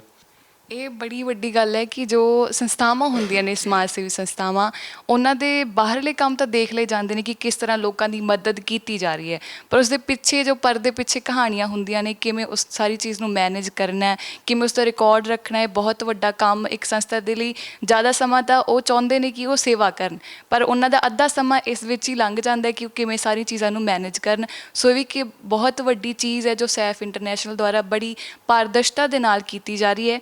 ਇਸ ਦੇ ਨਾਲ ਹੀ ਵੀਰ ਜੀ ਸਵਾਲ ਉੱਠਦਾ ਵੀ ਜੋ ਤੁਸੀਂ ਗੱਲ ਕੀਤੀ ਹੈ ਕਿ ਇੱਕ ਵਾਰੀ ਕਿਸੇ ਦੀ ਪੈਸੇ ਦੇ ਨਾਲ ਮਦਦ ਕਰਨ ਨਾਲੋਂ ਉਸਨੂੰ ਇੰਨਾ ਕੁ ਪੈਰਾਂ ਦੇ ਉੱਪਰ ਖੜਾ ਕਰ ਦਿਓ ਕਿ ਉਹ ਸਾਰੀ ਉਮਰ ਦੇ ਲਈ ਆਪਣਾ ਵਸੀਲਾ ਖੁਦ ਬਣ ਸਕੇ। ਅਸੀਂ ਦੇਖਦੇ ਰਹੇ ਹਾਂ ਕਿ ਤੁਸੀਂ ਕਈ ਬੱਚਿਆਂ ਨੂੰ ਪੜ੍ਹਾਉਂਦੇ ਹੋ, ਤਾਂ ਉਹ ਵੀ ਇਹੀ ਤਰੀਕਾ ਹੈ ਕਿ ਉਹ ਆਪਣੇ ਅੱਗੇ ਜਾ ਕੇ ਆਪਣੀ ਆਮਦਨ ਖੁਦ ਕਮਾ ਸਕਣ। ਇਸ ਤੋਂ ਇਲਾਵਾ ਕਈ ਤੁਸੀਂ ਅਜਿਹੀਆਂ ਉਹਨਾਂ ਨੂੰ ਵਸੀਲੇ ਬਣਾ ਕੇ ਦਿੰਦੇ ਹੋ, ਲੋਕਾਂ ਨੂੰ, ਔਰਤਾਂ ਨੂੰ, ਵਿਧਵਾ ਕਹਿ ਲਓ ਜਾਂ ਕਈ ਗਰੀਬ ਨੇ, ਕਿ ਉਹਨਾਂ ਨੂੰ ਦੁਕਾਨ ਖੋਲ੍ਹ ਦਿੱਤੀ, ਉਹਨਾਂ ਨੂੰ ਕੋਈ ਕੰਮ ਤੋੜ ਦਿੱਤਾ ਤਾਂ ਕਿ ਉਹ ਆਪਣੇ ਪੈਸੇ ਖੁਦ ਕਮਾ ਸਕਣ। ਇਸ ਤਰ੍ਹਾਂ ਦਾ ਵਿਚਾਰ ਤੁਸੀਂ ਕੀ ਸੋਚਦੇ ਹੋ ਕਿ ਹੁਣ ਇਹਦੇ ਵਿਚਾਰ ਦੇ ਕਿੰਨੇ ਕੁ ਸਾਰਥਕ ਨਤੀਜੇ ਤੁਹਾਨੂੰ ਦੇਖਣ ਨੂੰ ਮਿਲ ਰਹੇ ਨੇ? ਹਾਂਜੀ ਭੈਣ ਜੀ, ਬਿਲਕੁਲ ਬਹੁਤ ਵਧੀਆ ਤੁਸੀਂ ਸਵਾਲ ਕੀਤਾ। ਆਈ ਮੀਨ ਮੇਰਾ ਅੰਦਰੋਂ ਹੁੰਦੀ ਹੈ ਨਾ ਇੱਕ ਐਥੀਕਲ, ਮੈਂ ਸੋਚਦਾ ਵੀ ਆਪਾਂ ਪਾਰਦਰਸ਼ਤਾ ਬਹੁਤ ਚਾਹੀਦੀ ਆ। ਉਹਦੇ ਨਾਲ ਨਾਲ ਜਿੱਥੇ ਆਪਾਂ ਸਪੋਰਟ ਕਰਦੇ ਹਾਂ ਤਾਂ ਦੇਖਣਾ ਵੀ ਬੰਦਾ ਆਪਦੇ ਆਪ ਅਰਨ ਕਰੇ। ਹੁਣ ਜਿਹੜੇ ਬੱਚੇ ਪੜ੍ਹਾ ਰਹੇ ਆ ਮੇਰਾ ਪਹਿਲਾ ਗੋਲ ਹੁਣ ਇਹੀ ਆ, ਪਿਛਲੇ ਸਾਲ ਦਾ ਲੱਗਿਆ ਹੋਇਆ ਮੈਂ, ਵੀ ਆਉਣ ਵਾਲੇ 2 ਸਾਲ ਦੇ ਵਿੱਚ ਜਿੰਨੇ 700 ਪਰਿਵਾਰ ਆ, ਜੇ ਕਿਸੇ ਦਾ ਘਰ ਬਣਾਉਣ ਵਾਲਾ ਵਾ ਘਰ ਬਣਾ ਕੇ ਦਈਏ, ਜੇ ਕਿਸੇ ਦੇ ਘਰੇ ਕੋਈ ਕੰਮ ਕਰ ਸਕਦਾ ਵਾ, ਹੁਣ ਲਿਸਟਾਂ ਬਣੀਆਂ ਪਈਆਂ ਨੇ। ਕੋਈ ਕਹਿੰਦਾ ਮੈਂ ਆਟੋ ਰਿਕਸ਼ਾ ਲੈਣਾ ਵਾ, ਕੋਈ ਕਹਿ ਰਿਹਾ ਵੀ ਮੈਂ ਹੁਣ ਭਾਅ ਜੀ ਮੈਂ ਕਢਾਈ ਕੱਢ ਸਕਦੀ ਹਾਂ ਮੇਰੇ ਕੋਲ, ਕੋਈ ਕਹਿੰਦਾ ਮੇਰੇ ਕੋਲ ਮਸ਼ੀਨ ਮਾੜੀ ਆ, ਦੇਸੀ ਮਸ਼ੀਨ ਆ, ਪਰ ਮੈਂ ਬੁਟੀਕ ਦਾ ਕੰਮ ਆ, ਫਲਾਨੀ ਮਸ਼ੀਨਾਂ ਕਰ ਸਕਦੀ, ਤੁਸੀਂ ਮੈਨੂੰ ਲੈ ਕੇ ਦਿਓ। ਸੋ ਉਹ ਸਾਰਾ ਕੁਛ ਨਾਲ ਦੇ ਨਾਲ ਕਰੀ ਜਾ ਰਹੇ ਹਾਂ 2-3 ਸਾਲ 'ਚ। ਜਦੋਂ ਸ਼ੁਰੂ ਹੋਇਆ ਐਕਚੁਅਲੀ ਉਦੋਂ ਦੀ ਕਰੀ ਜਾ ਰਹੇ। ਕਿਸੇ ਨੂੰ ਆਟੋ ਲੈਤਾ, ਜਿਹਨੂੰ ਇੱਕ ਵਾਰੀ ਆਟੋ ਲੈ ਕੇ ਦਿੱਤਾ ਅਸੀਂ, ਇੱਥੇ ਅੰਮ੍ਰਿਤਸਰ 'ਚ ਪੈਂਦਾ ਵਾ, ਉਹ ਜਦੋਂ ਸੈਫ ਦੀ ਗੱਡੀ ਦਿੱਤਾ ਪਿੱਛੇ ਆਟੋ ਲਾ ਲੈਂਦਾ ਵਾ, ਗੱਡੀ ਰੋਕ ਕੇ ਕਹਿੰਦਾ ਫਿਰ ਥੈਂਕ ਯੂ ਦੁਬਾਰਾ ਫੇਰ ਕਹਿ ਕੇ ਆਉਂਦਾ, ਹਰ ਵਾਰੀ ਥੈਂਕ ਯੂ ਕਹਿੰਦਾ ਬੰਦਾ। ਉਹ ਜਿਹੜਾ ਬੰਦਾ ਇੰਨੀ ਵਾਰੀ ਥੈਂਕ ਯੂ ਕਹਿ ਰਿਹਾ ਪਿੱਛੇ ਕੋਈ ਕਾਰਨ ਹੋਣਾ ਨਾ। ਸੋ ਇਸ ਕਰਕੇ ਬੜੇ ਲੋਕ ਵੀ ਸ਼ੁਕਰਾਨਾ ਕਰਦੇ ਆ ਜਦੋਂ ਆਪਾਂ ਮਦਦ ਕਰਦੇ ਹਾਂ। ਅਤੇ ਬਹੁਤ ਕਾਰਜ ਖੋਲ੍ਹ ਕੇ ਦਿੱਤੇ ਵੀ ਗਏ ਨੇ, ਅਤੇ ਗਾਹਾਂ ਪਲੈਨਿੰਗ ਹੈਗੀ ਆ ਵੀ ਹੋਰ ਵੀ ਕਰਕੇ ਦੇਵਾਂਗੇ ਵੱਧ ਤੋਂ ਵੱਧ ਨਾ। ਜਿਵੇਂ ਬੱਚਿਆਂ ਵਾਲਾ ਵੀ ਹੈਗਾ ਮੇਨ ਸਾਡਾ ਇਸ਼ੂ, ਕਿ ਬੱਚੇ ਜਿਹੜੇ ਪੜ੍ਹ ਗਏ ਨੇ ਹੁਣ ਸਾਡੇ ਬੱਚੇ 12 ਕੋਈ ਪਾਸ ਹੋਣਾ, ਐਤਕੀ 20 ਬੱਚੇ ਹੈਗੇ ਜਿਹੜੇ +1 ਵਾਲੇ ਆ ਨਾ, ਉਹਨਾਂ ਦੀ ਫੀਸਾਂ ਵੱਧ ਜਾਂਦੀਆਂ ਨੇ, ਫਿਰ ਹੋਰ ਰਿਸਪੋਂਸੀਬਿਲਿਟੀਆਂ ਵੱਧ ਜਾਂਦੀਆਂ, ਸਕੂਲ ਦੇਖਣੇ ਪੈਂਦੇ ਆ। ਫਿਰ ਹੁਣ ਅਸੀਂ ਮੈਂ ਕਹਿੰਦਾ ਜੇ ਹੁਣ ਤੁਹਾਡੇ ਮਾਧਿਅਮ ਰਾਹੀਂ ਮੈਂ ਵੀ ਅਨਾਊਂਸਮੈਂਟ ਕਰ ਦੇਵਾਂ, ਜੇ ਕੋਈ ਰਿਟਾਇਰ ਹੋਏ ਟੀਚਰ ਬੈਠੇ ਨੇ, ਤੁਸੀਂ ਕਿਸੇ ਵੱਡੀ ਪੋਜੀਸ਼ਨ ਤੋਂ ਰਿਟਾਇਰ ਹੋਏ ਹੋ, ਤੁਸੀਂ ਫਰੀ ਬੈਠੇ ਹੋ, ਤੁਸੀਂ ਕੋਈ ਟਾਈਮ ਸਪੈਂਡ ਕਰਨਾ ਚਾਹੁੰਦੇ ਹੋ, ਤਾਂ ਤੁਹਾਨੂੰ ਡੋਨੇਸ਼ਨ ਦੇਣ ਦੀ ਲੋੜ ਨਹੀਂ। ਥੋੜ੍ਹਾ ਆਪਦਾ ਸਮਾਂ ਡੋਨੇਸ਼ਨ ਕਰੋ ਸੈਫ ਨੂੰ, ਸਾਰੇ ਨਾਲ ਜੁੜ ਕੇ ਆਪਾਂ ਇਹਨਾਂ ਬੱਚਿਆਂ ਨੂੰ ਦੱਸ ਸਕੀਏ ਵੀ ਫਿਊਚਰ ਵਿੱਚ ਆਹ ਕੋਰਸਿਸ ਤੁਸੀਂ ਕਰ ਸਕਦੇ ਹੋ, ਆਹ ਜੋਬਸ ਅਵੇਲੇਬਲ ਹੈਗੀਆਂ ਨੇ। ਤੁਸੀਂ ਇਹ ਬਜ਼ੁਰਗ ਅਲੂਮਨਾਈ ਫੰਡ ਜੋ ਸਾਡੇ, ਤਾਂ ਤੁਸੀਂ ਵਰਕ ਕੇ ਆ ਕੇ ਬੱਚਿਆਂ ਨੂੰ ਦੱਸੋ ਇਹਨਾਂ ਨੂੰ ਵੀ ਕਿਵੇਂ ਸਕਸੈਸਫੁਲ ਹੋਣਾ ਲਾਈਫ ਦੇ ਵਿੱਚ। ਬਹੁਤ ਵੱਡੀ ਲੋੜ ਹੈਗੀ ਆ। ਵੀਰ ਜੀ, ਤੁਸੀਂ ਆਪਣੀ ਸੰਸਥਾ ਰਾਹੀਂ ਕਈ ਜਿਹੜੇ ਪਿੰਡ ਆ ਉਹਨਾਂ ਨੂੰ ਅਡੋਪਟ ਕਹਿ ਸਕਦੇ ਹਾਂ, 185 ਦੇ ਕਰੀਬ ਤੁਸੀਂ ਦੱਸਿਆ ਕਿ ਪਿੰਡਾਂ ਦੇ ਵਿੱਚ ਸੇਵਾਵਾਂ ਚੱਲ ਰਹੀਆਂ ਨੇ। ਤੁਸੀਂ ਇਹ ਵੀ ਕਈ ਵਾਰੀ ਆਖਿਆ ਕਿ ਤੁਸੀਂ ਇਹ ਚਾਹੁੰਦੇ ਹੋ ਕਿ ਪੰਜਾਬ ਦੇ ਸਾਰੇ ਪਿੰਡਾਂ ਦੇ ਵਿੱਚ ਸੈਫ ਇੰਟਰਨੈਸ਼ਨਲ ਪਹੁੰਚ ਕਰੇ, ਤਾਂ ਇਸ ਦਾ ਭਾਵ ਕੀ ਸਮਝ ਸਕਦੇ ਹਾਂ ਕਿ ਉਸ ਪਿੰਡਾਂ ਦੇ ਵਿੱਚ ਜੇ ਕੋਈ ਵੀ ਜ਼ਰੂਰਤ ਕਿਸੇ ਵੀ ਬੰਦੇ ਨੂੰ ਪੈਂਦੀ ਹੈ, ਕੋਈ ਜ਼ਰੂਰਤਮੰਦ ਹੈ, ਕਿਸੇ ਨੂੰ ਕੋਈ ਲੋੜ ਹੈ, ਤਾਂ ਉਹ ਸੈਫ ਤੱਕ ਪਹੁੰਚ ਸਕਦਾ ਹੈ। ਇਸ ਦਾ ਭਾਵ ਇਹ ਸਮਝਿਆ ਜਾਵੇ। ਭੈਣ ਜੀ ਦੇਖੋ, ਮਨ 'ਚ ਤਾਂ ਇਹੀ ਹੈ ਵੀ ਜਿੰਨਾ ਵੱਧ ਤੋਂ ਵੱਧ ਹੋ ਸਕਿਆ ਕਰੀਏ, ਹੈ ਨਾ। ਕਿਸੇ ਪਿੰਡ 'ਚ ਅਸੀਂ ਬੱਚੇ ਪੜ੍ਹਾ ਰਹੇ ਹਾਂ, ਕਿਸੇ ਪਿੰਡ ਵਿੱਚ ਆਪਾਂ ਗੁਰਮਤਿ ਸੈਂਟਰ ਖੋਲ੍ਹੇ ਹੋਏ ਨੇ। ਕੁੱਲ ਮਿਲਾ ਕੇ 185 ਵਿਲੇਜਸ ਹੋ ਗਏ ਨੇ ਪੰਜਾਬ ਦੇ ਵਿੱਚ ਜਿੱਥੇ ਆਪਾਂ ਪਹੁੰਚ ਕਰ ਚੁੱਕੇ ਹਾਂ। ਇਹ ਉਹ ਪਿੰਡ ਗਿਣ ਰਹੇ ਹਾਂ ਜਿੱਥੇ ਕੋਈ ਨਾ ਕੋਈ ਸੇਵਾ ਚੱਲ ਰਹੀ ਆ ਰੈਗੂਲਰ, ਜਿੱਥੇ ਕਿ ਇੱਕ ਵਾਰੀ ਕਰਕੇ ਆ ਗਏ ਉਹ ਗਿਣਤੀ 'ਚ ਨਹੀਂ ਹੈਗੇ। ਸੋ ਮੇਰਾ ਡਰੀਮ ਆ, ਵਿਜ਼ਨ ਆ ਵੀ ਪੰਜਾਬ ਦੇ ਸਾਰੇ ਪਿੰਡਾਂ ਵਿੱਚ ਜਾਈਏ, ਕੁਛ ਨਾ ਕੁਛ ਸੇਵਾ ਕਰੀਏ। ਹਾਂ, ਤੁਹਾਡੀ ਗੱਲ ਸਹੀ ਆ, ਜੇ ਕਿਸੇ ਨੂੰ ਕੋਈ ਪ੍ਰੋਬਲਮ ਹੈਗੀ ਆ ਤਾਂ ਡਾਇਰੈਕਟਲੀ ਸਾਨੂੰ ਅਪਰੋਚ ਕਰ ਸਕਦਾ, ਅਸੀਂ ਅਪਰੋਚੇਬਲ ਹੈਗੇ ਹਾਂ। ਅਤੇ ਸਾਡਾ ਸਿਸਟਮ ਬਣਿਆ ਹੋਇਆ, ਜੇ ਉਹਦੇ 'ਚ ਉਹਨਾਂ ਦਾ ਫਿੱਟ ਹੁੰਦਾ ਸਿਸਟਮ ਸਾਰਾ, ਉਹ ਅਸੀਂ ਚੈੱਕ ਕਰਦੇ ਹਾਂ, ਪੁੱਛ ਗਿੱਛ ਕਰਦੇ ਹਾਂ, ਤਾਂ ਉਹ ਸਾਰਾ ਫਿਰ ਬੱਚੇ ਨੂੰ ਉਸ 'ਤੇ ਹੈਲਪ ਹੋ ਜਾਂਦੀ ਆ।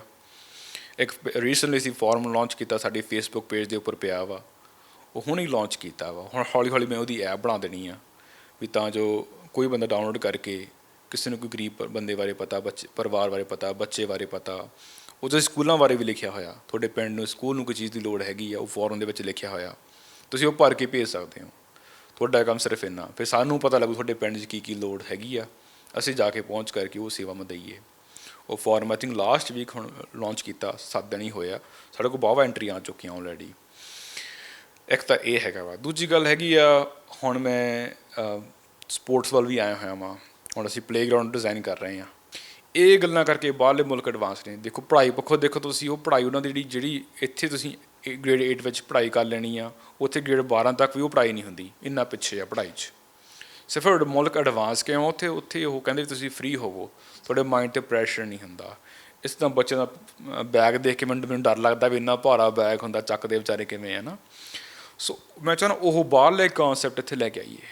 ਸਾਡੇ ਬੱਚੇ ਕਿਉਂ ਨਹੀਂ ਕਰ ਸਕਦੇ ਨਾ। ਹੁਣ ਸਟਾਰਬਕਸ ਲੁਧਿਆਣੇ ਆ ਗਿਆ, ਬਾਹਰਲੀਆਂ ਕੰਪਨੀਆਂ ਲੁਧਿਆਣੇ ਆ ਰਹੀਆਂ, ਲੁਧਿਆਣੇ ਵਾਲੇ ਕਹਿੰਦੇ ਅਸੀਂ ਬਾਹਰ ਜਾਣਾ ਵਾ। ਜੇ ਉਹ ਕਰ ਸਕਦੇ ਆ, ਵਾਈ ਕੈਂਟ ਵੀ, ਹੈ ਨਾ, ਆਪਾਂ ਕਿਉਂ ਨਹੀਂ ਕਰ ਸਕਦੇ? ਆਪਾਂ ਤਾਂ ਅਕਾਲ ਪੁਰਖ ਦੀ ਫੌਜ ਆ, ਆਪਾਂ ਸਭ ਕੁਛ ਕਰ ਸਕਦੇ ਹਾਂ। ਆਪਣੀ ਸੋਚ ਨੂੰ ਓਪਨ ਕਰਨਾ ਪੈਣਾ, ਅਤੇ ਆਪਾਂ ਨੂੰ ਨਵੇਂ ਜਿਹੜੇ ਆਈਡੀਆਜ਼ ਹੈਗੇ ਉਹ ਤਾਂ ਆਉਣਗੇ ਜੇ ਆਪਣੀ ਸੋਚ ਨੂੰ ਡਿਵੈਲਪ ਹੋ ਗਿਆ, ਆਪਣਾ ਮਾਈਂਡ ਸੈਟ ਡਿਵੈਲਪ ਹੋ। ਜੇ ਆਪਾਂ ਫੋਨਾਂ ਵਿੱਚ ਹੀ ਵੜ ਕੇ ਬੈਠ ਕੇ ਦੇਖੀ ਗਏ, ਅਤੇ ਆਪਾਂ ਜੋ ਆਪਾਂ ਨੂੰ ਮਨਾਇਆ ਆਪਣੇ ਮੈਂਟਲੀ ਤੌਰ 'ਤੇ ਆਪਾਂ ਨੂੰ ਸੁਣਨ ਨੂੰ ਮਿਲਦਾ ਆ ਰਿਹਾ ਵੀ ਨਹੀਂ ਤੁਹਾਡਾ ਤਾਂ ਗੋਲ ਇਹ ਹੈ ਵੀ ਤੁਸੀਂ ਆਈਲੈਟ ਕਰਨੀ ਆ, ਫਿਰ ਆਪਾਂ ਉੱਥੇ ਤੱਕ ਰਹਿ ਜਾਣਾ। ਜੇ ਆਪਾਂ ਕਹਾਂਗੇ ਆਪਾਂ ਇੰਜੀਨੀਅਰ ਬਣ ਕੇ ਫਿਰ ਆਈਲੈਟ ਕਰਨੀ ਆ, ਉਹ ਵੀ ਕਰ ਸਕਦੇ। ਸੋਚ ਆ ਨਾ ਵੀ ਮੈਂ ਇੱਕ ਵੱਡਾ ਕੋਰਸ ਕਰਕੇ, ਮੈਂ ਮਾਸਟਰ ਡਿਗਰੀ ਕਰਕੇ ਇੱਥੇ ਫਿਰ ਮੈਂ ਆਈਲੈਟ ਕਰਨੀ ਆ, ਸੋਚ ਆ। ਉਹ ਵੀ ਕਰ ਸਕਦੇ ਹਾਂ, ਉਹ ਵੀ ਕਰ ਸਕਦੇ ਹਾਂ। ਮੈਂ ਚਾਹੁੰਦਾ ਸੋਚ ਚੇਂਜ ਕਰੀਏ, ਆਪਣੀ ਤਬਦੀਲੀ ਲਿਆਈਏ। ਉਹ ਮੈਨੂੰ ਲੱਗਦਾ ਵੀ ਸਟਰੋਂਗਲੀ ਬਿਲੀਵ ਕਰਦਾ ਛੋਟੇ ਬੱਚੇ ਤੋਂ ਹੀ ਆਉਣੀ ਆ। ਜਿਹੜੇ ਡਿਵੈਲਪ ਹੋ ਗਏ ਨੇ ਉਹਨੂੰ ਆਪਾਂ ਚੇਂਜ ਨਹੀਂ ਕਰ ਸਕਦੇ ਨਾ। ਸੋ ਉਹਦੇ 'ਤੇ ਲੱਗਿਆ ਹੋਇਆ ਭੈਣ ਜੀ, ਉਹ ਹਮੇਸ਼ਾ ਵੀ ਹਰ ਪਿੰਡ 'ਚ ਪਹੁੰਚ ਕਰੀਏ, ਹਰ ਪਿੰਡ 'ਚ ਜਾਈਏ, ਗੱਲਾਂ ਬਾਤਾਂ ਕਰੀਏ। ਜੇ ਕੋਈ ਨਾਲ ਜੁੜਨੇ ਚਾਹੁੰਦੇ ਆ ਜ਼ਰੂਰ ਨਾਲ ਜੁੜੋ। ਤੁਸੀਂ ਮਾਨਸਿਕ ਦਬਾਅ ਦੀ ਗੱਲ ਕੀਤੀ ਹੈ, ਜਿਹੜੀ ਆਪਾਂ ਪੰਜਾਬ ਦੇ ਵਿੱਚ ਦੇਖ ਰਹੇ ਹਾਂ, ਖੁਦਕੁਸ਼ੀਆਂ ਦਾ ਦੌਰ ਜਾਂ ਨਸ਼ਿਆਂ ਦੀ ਜੋ ਲੱਤ ਲੱਗ ਰਹੀ ਹੈ, ਉਹਦੇ ਪਿੱਛੇ ਵੀ ਮਾਨਸਿਕ ਦਬਾਅ ਕਾਰਨ ਹੈ ਮੁੱਖ। ਇਹ ਵੀ ਅਸੀਂ ਸੁਣਿਆ ਹੈ ਕਿ ਤੁਸੀਂ ਬਹੁਤ ਵਾਰੀ ਇਹ ਆਖਦੇ ਹੋ ਕਿ ਜਿਹੜੇ ਲੋਕਾਂ ਨੂੰ ਇਸ ਤਰ੍ਹਾਂ ਦੇ ਕਦਮ ਉਠਾਉਣੇ ਪੈਂਦੇ ਨੇ, ਉਹਨਾਂ ਦੇ ਬਾਅਦ ਵਿੱਚ ਮਦਦ ਕਰਨ ਨਾਲੋਂ ਪਹਿਲਾਂ ਉਹਨਾਂ ਤੱਕ ਪਹੁੰਚ ਕੀਤੀ ਜਾਵੇ ਤਾਂ ਕਿ ਉਹ ਅਜਿਹੇ ਕਦਮ ਉਠਾਉਣ ਹੀ ਨਾ, ਖੁਦਕੁਸ਼ੀ ਵੱਲ ਵਧਣ ਹੀ ਨਾ। ਇਸ ਦੇ ਲਈ, ਇਸ ਕਾਰਜ ਦੇ ਲਈ ਤੁਸੀਂ ਕਿਸ ਤਰ੍ਹਾਂ ਦੇ ਪ੍ਰੋਗਰਾਮ ਉਲੀਕੇ ਹੋਏ ਨੇ ਜਾਂ ਕਿਸ ਤਰ੍ਹਾਂ ਦੇ ਕਾਰਜ ਚੱਲ ਰਹੇ ਨੇ ਤਾਂ ਕਿ ਲੋਕਾਂ ਨੂੰ ਉਸ ਦਲਦਲ ਵਿੱਚੋਂ ਕੱਢਿਆ ਜਾ ਸਕੇ ਜੋ ਉਹਨਾਂ ਨੂੰ ਖੁਦਕੁਸ਼ੀਆਂ ਦੇ ਵੱਲ ਵਧਾ ਦਿੰਦੀ ਹੈ? ਬਿਲਕੁਲ ਭੈਣ ਜੀ, ਅਨਫੋਰਚੂਨੇਟ ਆ ਵੀ ਜਿਹੜੀ ਕੌਮ ਨੂੰ ਆਪਣੇ ਧਰਮ ਗ੍ਰੰਥਾਂ ਵਿੱਚ, ਆਪਣੇ ਇਤਿਹਾਸ ਵਿੱਚ ਇਹ ਦੇਖਣ ਨੂੰ ਲਿਖਿਆ ਮਿਲਦਾ, ਆਪਾਂ ਨੂੰ ਸੁਣਨ ਨੂੰ ਮਿਲਦਾ ਵਾ ਵੀ ਆਪਾਂ ਜੋ ਕੋਈ ਪ੍ਰੋਬਲਮ ਆ ਜਾਂਦੀ ਆ, ਮੂਹਰੇ ਕੋਈ ਜ਼ਾਲਮ ਖੜਾ, ਆਪਾਂ ਉਹਨੂੰ ਸਾਹਮਣੇ ਫੇਸ ਟੂ ਫੇਸ ਟਾਕਰਾ ਕਰਦੇ ਹਾਂ। ਚਾਹੇ ਕੋਈ ਮੂਹਰੇ ਪ੍ਰੋਬਲਮ ਆ ਗਈ, ਉਹਨੂੰ ਵੀ ਆਪਾਂ ਫੇਸ ਟੂ ਫੇਸ ਟਾਕਰਾ ਕਰਦੇ ਹਾਂ, ਨਾ ਕਿ ਪਿੱਠ ਦਿਖਾ ਕੇ ਭੱਜਦੇ ਹਾਂ। ਜਦ ਤੁਸੀਂ ਆਪਦੇ ਆਪ ਨੂੰ ਮਾਰਦੇ ਹੋ ਤਾਂ ਤੁਸੀਂ ਆਪ ਨਹੀਂ ਮਾਰ ਰਹੇ ਹੈਗੇ, ਤੁਸੀਂ ਪਿਛਲੇ ਜੀਅ ਕਿੰਨੇ ਤੁਹਾਡੇ ਨਾਲ ਜੁੜੇ ਹੋਏ ਨੇ ਉਹਨਾਂ ਨੂੰ ਮਾਰ ਰਹੇ ਹੋ। ਸੋ ਸੁਸਾਈਡ ਆਪਣੇ ਧਰਮ 'ਚ ਵੀ ਨਹੀਂ ਹੈਗੀ। ਉੱਦਾਂ ਵੀ ਇਹ ਇੱਕ ਬੜੀ ਤੁਸੀਂ ਇਹਦਾ ਕੋਈ ਪ੍ਰੋਬਲਮ ਨਹੀਂ ਸੋਲਵ ਕਰ ਰਹੇ, ਤੁਸੀਂ ਪ੍ਰੋਬਲਮ ਕ੍ਰੀਏਟ ਕਰ ਰਹੇ ਹੋ। ਮੈਂ ਸਟਰੋਂਗਲੀ ਓਪਨਲੀ ਕਹਿਣਾ ਹੁੰਦਾ, ਜੇ ਕਿਸੇ 'ਤੇ ਕੋਈ ਮਾੜੇ ਹਾਲਾਤ ਨੇ, ਸਾਨੂੰ ਸੰਪਰਕ ਕਰੋ, ਅਸੀਂ ਕੋਈ ਨਾ ਕੋਈ ਰਸਤਾ ਲੱਭਾਂਗੇ। ਇਹਦੇ ਵਿੱਚ ਅਗੇਨ ਮੈਂ ਗੱਲ ਉਹੀ ਵਾਪਸ ਆ ਰਿਹਾ, ਰਾਈਟ।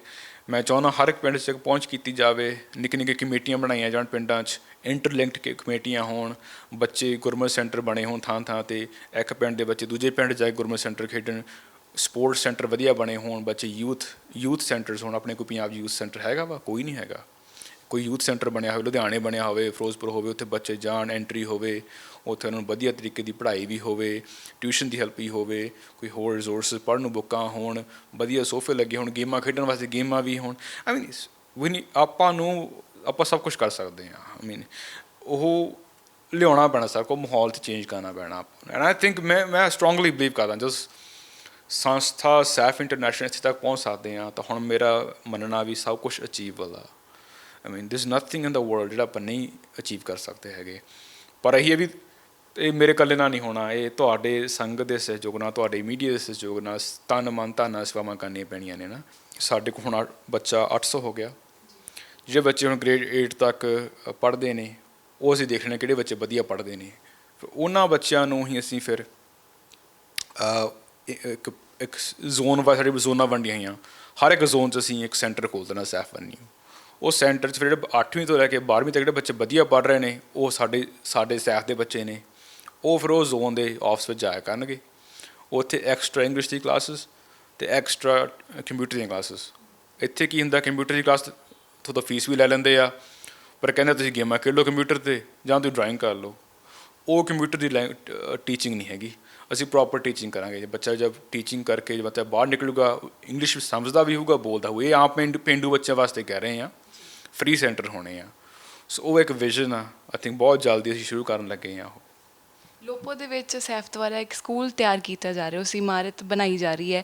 ਉਹ ਸਕੂਲ ਦਾ ਮੰਤਵ ਕੀ ਹੈ? ਉੱਥੇ ਗੁਰਮਤ ਪ੍ਰਚਾਰ ਦੇ ਲਈ ਵਰਤਿਆ ਜਾਣਾ ਹੈ ਸਕੂਲ, ਜਾਂ ਉੱਥੇ ਜਿਹੜੀ ਆਪਣੀ ਫਾਰਮਲ ਐਜੂਕੇਸ਼ਨ ਹੈ ਉਹ ਦਿੱਤੀ ਜਾਣੀ ਹੈ? ਅਤੇ ਨਾਲ ਹੀ ਸਵਾਲ ਕਿ ਉਸ ਨੂੰ ਕਿਸ ਤਰ੍ਹਾਂ ਚਲਾਇਆ ਜਾਵੇਗਾ? ਮਾਨਤਾ ਸਰਕਾਰ ਤੋਂ ਲਈ ਜਾਵੇਗੀ, ਜਾਂ ਇਹ ਸਕੂਲ ਬਣਾਉਣ ਦੇ ਅੱਗੇ ਕੀ ਪ੍ਰੋਗਰਾਮ ਨੇ ਕਿ ਪੰਜਾਬ ਦੇ ਵਿੱਚ ਹੋਰ ਵੀ ਇਸ ਤਰ੍ਹਾਂ ਦੇ ਸਕੂਲ ਬਣਾਏ ਜਾਣਗੇ?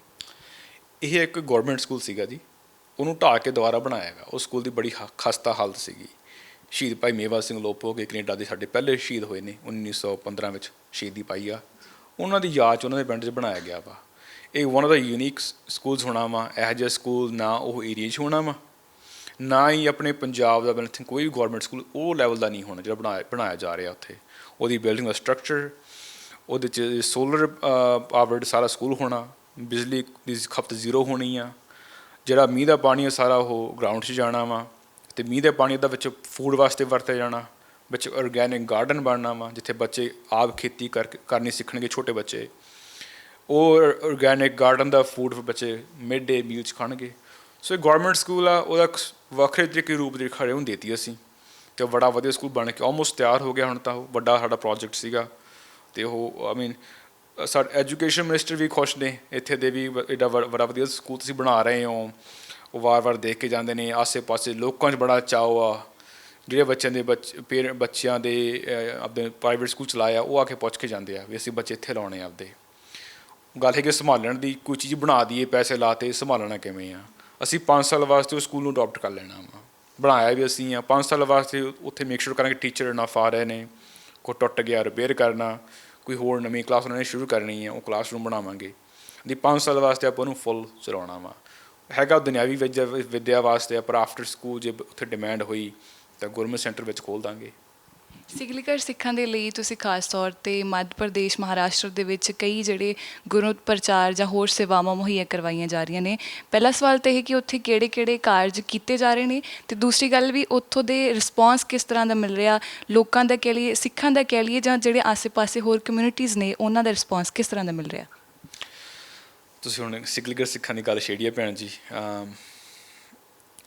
ਨਗਲੈਕਟ ਕੀਤੇ ਹੋਏ ਨੇ ਆਪਾਂ ਉਹਨਾਂ ਨੂੰ।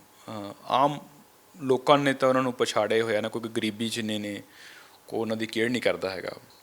ਪਰ ਆਪਾਂ ਆਮ ਸਿੱਖਾਂ ਨੂੰ ਵੀ ਉਹਨਾਂ ਬਾਰੇ ਨੌਲੇਜ ਵੀ ਹੈ ਨਹੀਂ ਗੀ, ਨਾ ਆਪਾਂ ਉਹਨਾਂ ਬਾਰੇ ਜਾਣਨ ਦੀ ਕੋਸ਼ਿਸ਼ ਕਰਦੇ ਹਾਂ। ਅਤੇ ਮੇਰਾ ਤਾਂ ਬਹੁਤ ਆ ਜਿਹਨੇ ਥੋੜ੍ਹੇ ਵਿਊਅਰਸ ਹੈਗੇ ਆ ਜਾਂ ਆਪਾਂ ਬੈਠੇ ਹਾਂ, ਕੋਈ ਉਹਨਾਂ ਕੋਲ ਗਿਆ ਵੀ ਨਹੀਂ ਹੋਣਾ, ਨਾ ਹੀ ਕਿਸੇ ਦੀ ਇੱਛਾ ਹੋਣੀ ਅਸੀਂ ਵੀ ਜਾਣਾ ਵੈਕੇਸ਼ਨ 'ਤੇ ਜਾਣਾ। ਮੰਨ ਲਓ ਹਜ਼ੂਰ ਸਾਹਿਬ ਜਾਣਾ, ਰਾਹ 'ਚ ਰੁਕ ਜਾਈਏ, ਦੇਖ ਲਈਏ ਕਿਵੇਂ ਨੇ ਨਾ। ਜਦ ਤੱਕ ਨਹੀਂ ਕਰਦੇ ਸ਼ੁਰੂ ਕਰਨਾ ਆਪਾਂ ਨਾ, ਸੰਸਥਾਵਾਂ ਜੋ ਮਰਜ਼ੀ ਕਰੀ ਜਾਣ, ਜਦ ਤੱਕ ਆਪਾਂ ਉਹਨਾਂ ਨਾਲ ਆਪਣੀ ਰਿਲੇਸ਼ਨਸ਼ਿਪ ਨਹੀਂ ਵਧਾਵਾਂਗੇ ਆਮ ਸਿੱਖ, ਤਾਂ ਉਹਨਾਂ ਦੀ ਡਿਵੈਲਪਮੈਂਟ ਨਹੀਂ ਹੋਣੀ ਹੈਗੀ। ਅਸੀਂ ਕੋਸ਼ਿਸ਼ ਕਰ ਰਹੇ ਹਾਂ ਆਪਦੀ ਪੱਧਰ 'ਤੇ। ਸਕਾਲੈਂਡ ਸਿੱਖ ਕਾਊਂਸਲ ਵਾਲੇ ਹੈਗੇ ਨੇ, ਆਪਾਂ ਉਹਨਾਂ ਨਾਲ ਮਿਲ ਕੇ ਸੇਵਾਵਾਂ ਕਰਦੇ ਹਾਂ। 2 ਸੰਸਥਾਵਾਂ ਮਿਲ ਕੇ ਕੰਮ ਕਰਦੀਆਂ ਨੇ। ਖਾਲਸ ਇੰਟਰਨੈਸ਼ਨਲ ਮੱਧ ਪ੍ਰਦੇਸ਼ ਦੀ ਲੋਕਲ ਸੰਸਥਾ ਵਾ, ਉਹਨਾਂ ਸਿੱਖਾਵਾਂ ਨੇ ਬਣਾਈ ਹੋਈ ਬੁਰਹਾਨਪੁਰ ਤੋਂ। ਸੋ ਆਪਾਂ ਬਹੁਤ ਸੰਸਥਾਵਾਂ ਨਾਲ ਮਿਲ ਕੇ ਕੰਮ ਕਰਦੇ ਹਾਂ ਤਾਂ ਜੋ ਇੱਕ ਭਾਈਚਾਰਕ ਸਾਂਝ ਵਧੇ ਆਪਣੀ।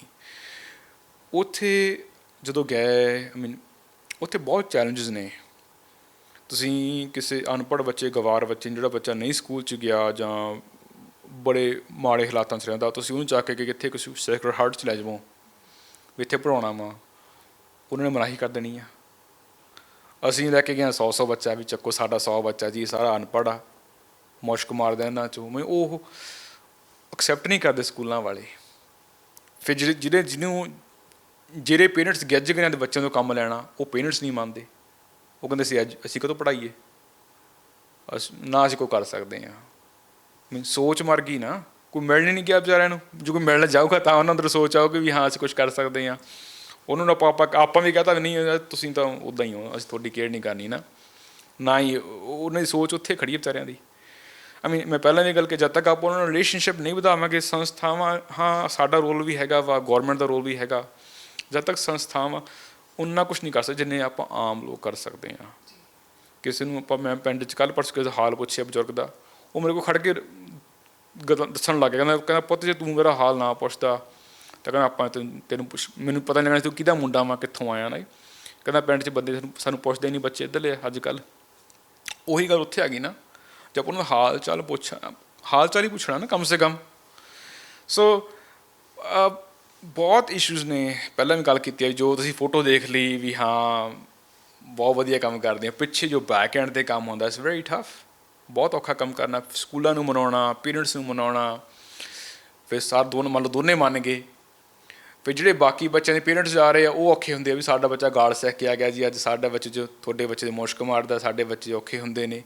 ਸੋ ਤੁਸੀਂ ਕਿਹਨੂੰ ਸਮਝਾਵਾਂਗੇ ਨਾ, ਬਹੁਤ ਇਸ਼ੂਜ਼ ਆਉਂਦੇ ਆ, ਬਹੁਤ ਕੁਛ ਡੀਲ ਕਰਨਾ ਪੈਂਦਾ, ਪਰ ਵੱਡੀ ਗੱਲ ਹੈਗੀ ਆ ਵੀ ਹੋ ਰਿਹਾ ਕੰਮ, ਉਹ ਸਾਨੂੰ ਦੇਖ ਕੇ ਸੈਟਿਸਫੈਕਸ਼ਨ ਹੁੰਦੀ ਵੀ ਚੱਲ ਠੀਕ ਹੈ ਕੰਮ ਹੋ ਰਿਹਾ ਵਾ, ਸਾਰਾ ਕੁਝ ਦੁੱਖ ਤਕਲੀਫਾਂ ਭੁੱਲ ਜਾਂਦੇ ਆ ਨਾ। ਪਰ ਇਟਸ ਵੈਰੀ ਹਾਰਡ, ਸਿੱਖਾਂ ਨਾਲ ਕੰਮ ਕਰਨਾ ਬੜਾ ਔਖਾ ਵਾ। ਵਣਜਾਰੇ ਸਿੱਖ, ਨਾਨਕ ਪੰਥੀ, ਕਿ ਵੀ ਅਸੀਂ ਤਾਂ ਪਹੁੰਚੇ ਹੀ ਥੋੜ੍ਹੇ ਪਰਿਵਾਰਾਂ ਕੋਲ, 4 ਪਿੰਡ ਚਾਰ ਏਰੀਆ ਅਡੋਪਟ ਕੀਤੇ ਆ ਆਪਾਂ। ਪੰਜਾਬ 'ਚ ਜਾਣਾ ਤਾਂ ਡਿਮਾਂਡਾਂ ਹੁੰਦੀਆਂ, ਬਹੁਤ ਵੱਡੀ ਲਿਸਟ ਆ ਜਾਂਦੀ, ਤੁਸੀਂ NRI ਹੋ, ਬਾਹਰੋਂ ਸਪੋਰਟ ਤੁਹਾਨੂੰ ਆਉਂਦਾ ਜੀ, ਸਾਡੇ ਪਿੰਡ 'ਚ ਆਹ ਕਰੋ। ਹੁਣ ਵੀ ਇੱਕ ਸਕੂਲ 'ਚ ਜਾ ਕੇ ਕੰਮ ਕਰਨੇ ਸੀ, 2 ਲਿਸਟ ਉਹਨੇ ਭੇਜਤੀ 15-20 ਆਈਟਮਾਂ ਦੀ, ਰਾਈਟ। ਸੋ ਤੁਸੀਂ ਕੰਪੇਅਰ ਕਰਦੇ ਵੀ ਉਹ ਵਿਚਾਰੇ ਗੁਰਮਤਿ ਵਿੱਦਿਆ ਵਾਸਤੇ ਤੜਫ ਰਹੇ ਨੇ, ਇੱਥੇ ਆਪਾਂ ਕਹਿੰਦੇ ਵੀ ਸਾਨੂੰ ਹੈ ਨਾ ਵੀ ਬਹੁਤ ਕੁਛ ਕਰ ਸਕਦੇ ਆ। ਉਹਨਾਂ ਕਮਿਊਨਿਟੀ 'ਚ ਬਹੁਤ ਕੰਮ ਕਰਨ ਦੀ ਲੋੜ ਆ, ਸੰਸਥਾਵਾਂ ਲੱਗੀਆਂ ਵੀ ਹੋਈਆਂ ਨੇ, ਪਰ ਆਈ ਥਿੰਕ ਕਿਤੇ ਨਾ ਕਿਤੇ ਸਾਡਾ ਡਿਫਰੈਂਸ ਇਹੀ ਆ, ਸਾਡਾ ਕੰਮ ਬਹੁਤ ਘੋਖ ਪੜਤਾਲ ਵਾਲਾ ਵਾ। ਕੱਲ੍ਹ ਹੀ ਅਸੀਂ ਕਿਸੇ ਸਕੂਲ ਨਾਲ ਗੱਲ ਕਰ ਰਹੇ ਸੀ, ਇੱਥੇ ਉਸ ਸਕੂਲ 'ਚ ਅਸੀਂ 64 ਬੱਚੇ ਪੜ੍ਹਾ ਰਹੇ ਹਾਂ, ਪਹਿਲਾਂ 74 ਬੱਚੇ ਸੀਗੇ, ਕੁਝ ਬੱਚੇ ਡਰੋਪ ਕਰਦੇ, ਕੁਝ ਗ੍ਰੈਜੂਏਟ ਹੋ ਗਏ।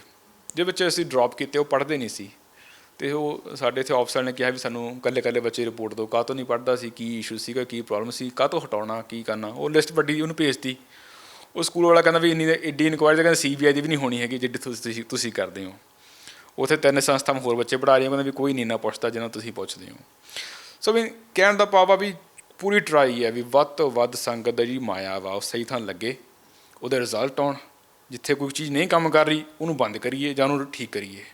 ਸੋ ਉਹੀ ਮਿਸ਼ਨ ਲੈ ਕੇ ਤੁਰੇ ਹੋਏ ਹਾਂ। ਕਿਸਾਨੀ ਅੰਦੋਲਨ ਦੇ ਵਿੱਚ ਵੀ ਬਹੁਤ ਸਾਰੀਆਂ ਸੇਵਾਵਾਂ ਸ਼ੁਰੂਆਤ ਤੋਂ ਨਿਭਾਈਆਂ ਜਾ ਰਹੀਆਂ ਸੈਫ ਦੁਆਰਾ। ਹੁਣ ਆਪਾਂ ਪਿਛਲੇ ਦੇਖਿਆ ਜਗਸੀਰ ਸਿੰਘ, ਜਿਨ੍ਹਾਂ ਨੂੰ ਜੱਗੀ ਬਾਬਾ ਹੁਣ ਕਿਹਾ ਜਾ ਰਿਹਾ, ਉਹਨਾਂ ਦਾ ਘਰ ਵੀ ਸੈਫ ਦੁਆਰਾ ਜਿਹੜੀ ਉਹਨਾਂ ਦੇ ਘਰ ਦਾ ਨਿਰਮਾਣ ਕੀਤਾ ਜਾ ਰਿਹਾ। ਕਿਸਾਨੀ ਅੰਦੋਲਨ ਦੇ ਵਿੱਚ ਹੋਰ ਕਿਹੜੀਆਂ ਸੇਵਾਵਾਂ ਨਿਭਾਈਆਂ ਜਾ ਰਹੀਆਂ ਨੇ? ਜਿਸ ਦੇ ਨਾਲ ਹੀ ਸਵਾਲ ਪੁੱਛਣਾ ਚਾਹਾਂਗੀ ਕਿ ਕਿਸਾਨੀ ਅੰਦੋਲਨ ਦੇ ਨਾਲ ਜੁੜ ਕੇ ਕਿਸ ਤਰ੍ਹਾਂ ਦਾ ਹੁਣ ਤੱਕ ਕਿਸ ਤਰ੍ਹਾਂ ਦਾ ਤੁਸੀਂ ਉੱਥੋਂ ਸੁਨੇਹਾ ਲਿਆਏ, ਕਿਉਂਕਿ ਨੌਜਵਾਨੀ ਦੀ ਬਹੁਤ ਸਾਰੀ ਸ਼ਮੂਲੀਅਤ ਹੈ ਕਿਸਾਨੀ ਅੰਦੋਲਨ ਦੇ ਵਿੱਚ, ਜਿਸ ਦੇ ਨਾਲ ਪੰਜਾਬ ਵੀ ਬਦਲਦਾ ਹੋਇਆ ਦਿਖਾਈ ਦੇ ਰਿਹਾ, ਜੋ ਕਿ ਅਜਿਹੀਆਂ ਸੰਸਥਾਵਾਂ ਦਾ ਇੱਕ ਮੰਤਵ ਹੁੰਦਾ। ਬਿਲਕੁਲ, ਤੁਸੀਂ ਕਿਸਾਨ ਅੰਦੋਲਨ ਦੀ ਗੱਲ ਕੀਤੀ ਆ। ਸਾਰਾ ਪੰਜਾਬ ਉੱਥੇ ਬੈਠਾ, ਹਰਿਆਣਾ ਬੈਠਾ ਨਾ, ਹੋਰ ਸੂਬੇ ਅੱਗੇ ਬੈਠੇ ਨੇ। ਸੋ ਅਸੀਂ ਐਜ਼ ਏ ਸੰਸਥਾ ਦੇ ਰੂਪ ਵਿੱਚ ਅਸੀਂ ਦੇਖਿਆ ਵੀ ਲੋਕ ਉੱਥੇ ਭੁੱਖੇ ਨੇ, ਜੋ ਚੀਜ਼ ਦੀ ਲੋੜ ਹੈਗੀ ਆ ਉੱਥੇ ਦੇਈਏ। ਤਾਂ ਸੰਸਥਾਵਾਂ ਦਾ ਕੰਮ ਇਹੀ ਹੁੰਦਾ ਨਾ, ਅਤੇ ਜਿਹੜੇ ਗੌਰਮੈਂਟਾਂ ਦੇ ਕੰਮ ਉਹਨਾਂ ਨੂੰ ਫਰਜ਼ ਬਣਦਾ ਉਹ ਆਪਦੇ ਕੰਮ ਨਿਭਾਉਣ, ਜ਼ਿੰਮੇਵਾਰੀ ਉਹਨਾਂ ਦੀ ਜ਼ਿੰਮੇਵਾਰੀ ਬਣਦੀ ਆ ਆਪਦੇ ਲੋਕਾਂ ਦੇ ਪ੍ਰਤੀ।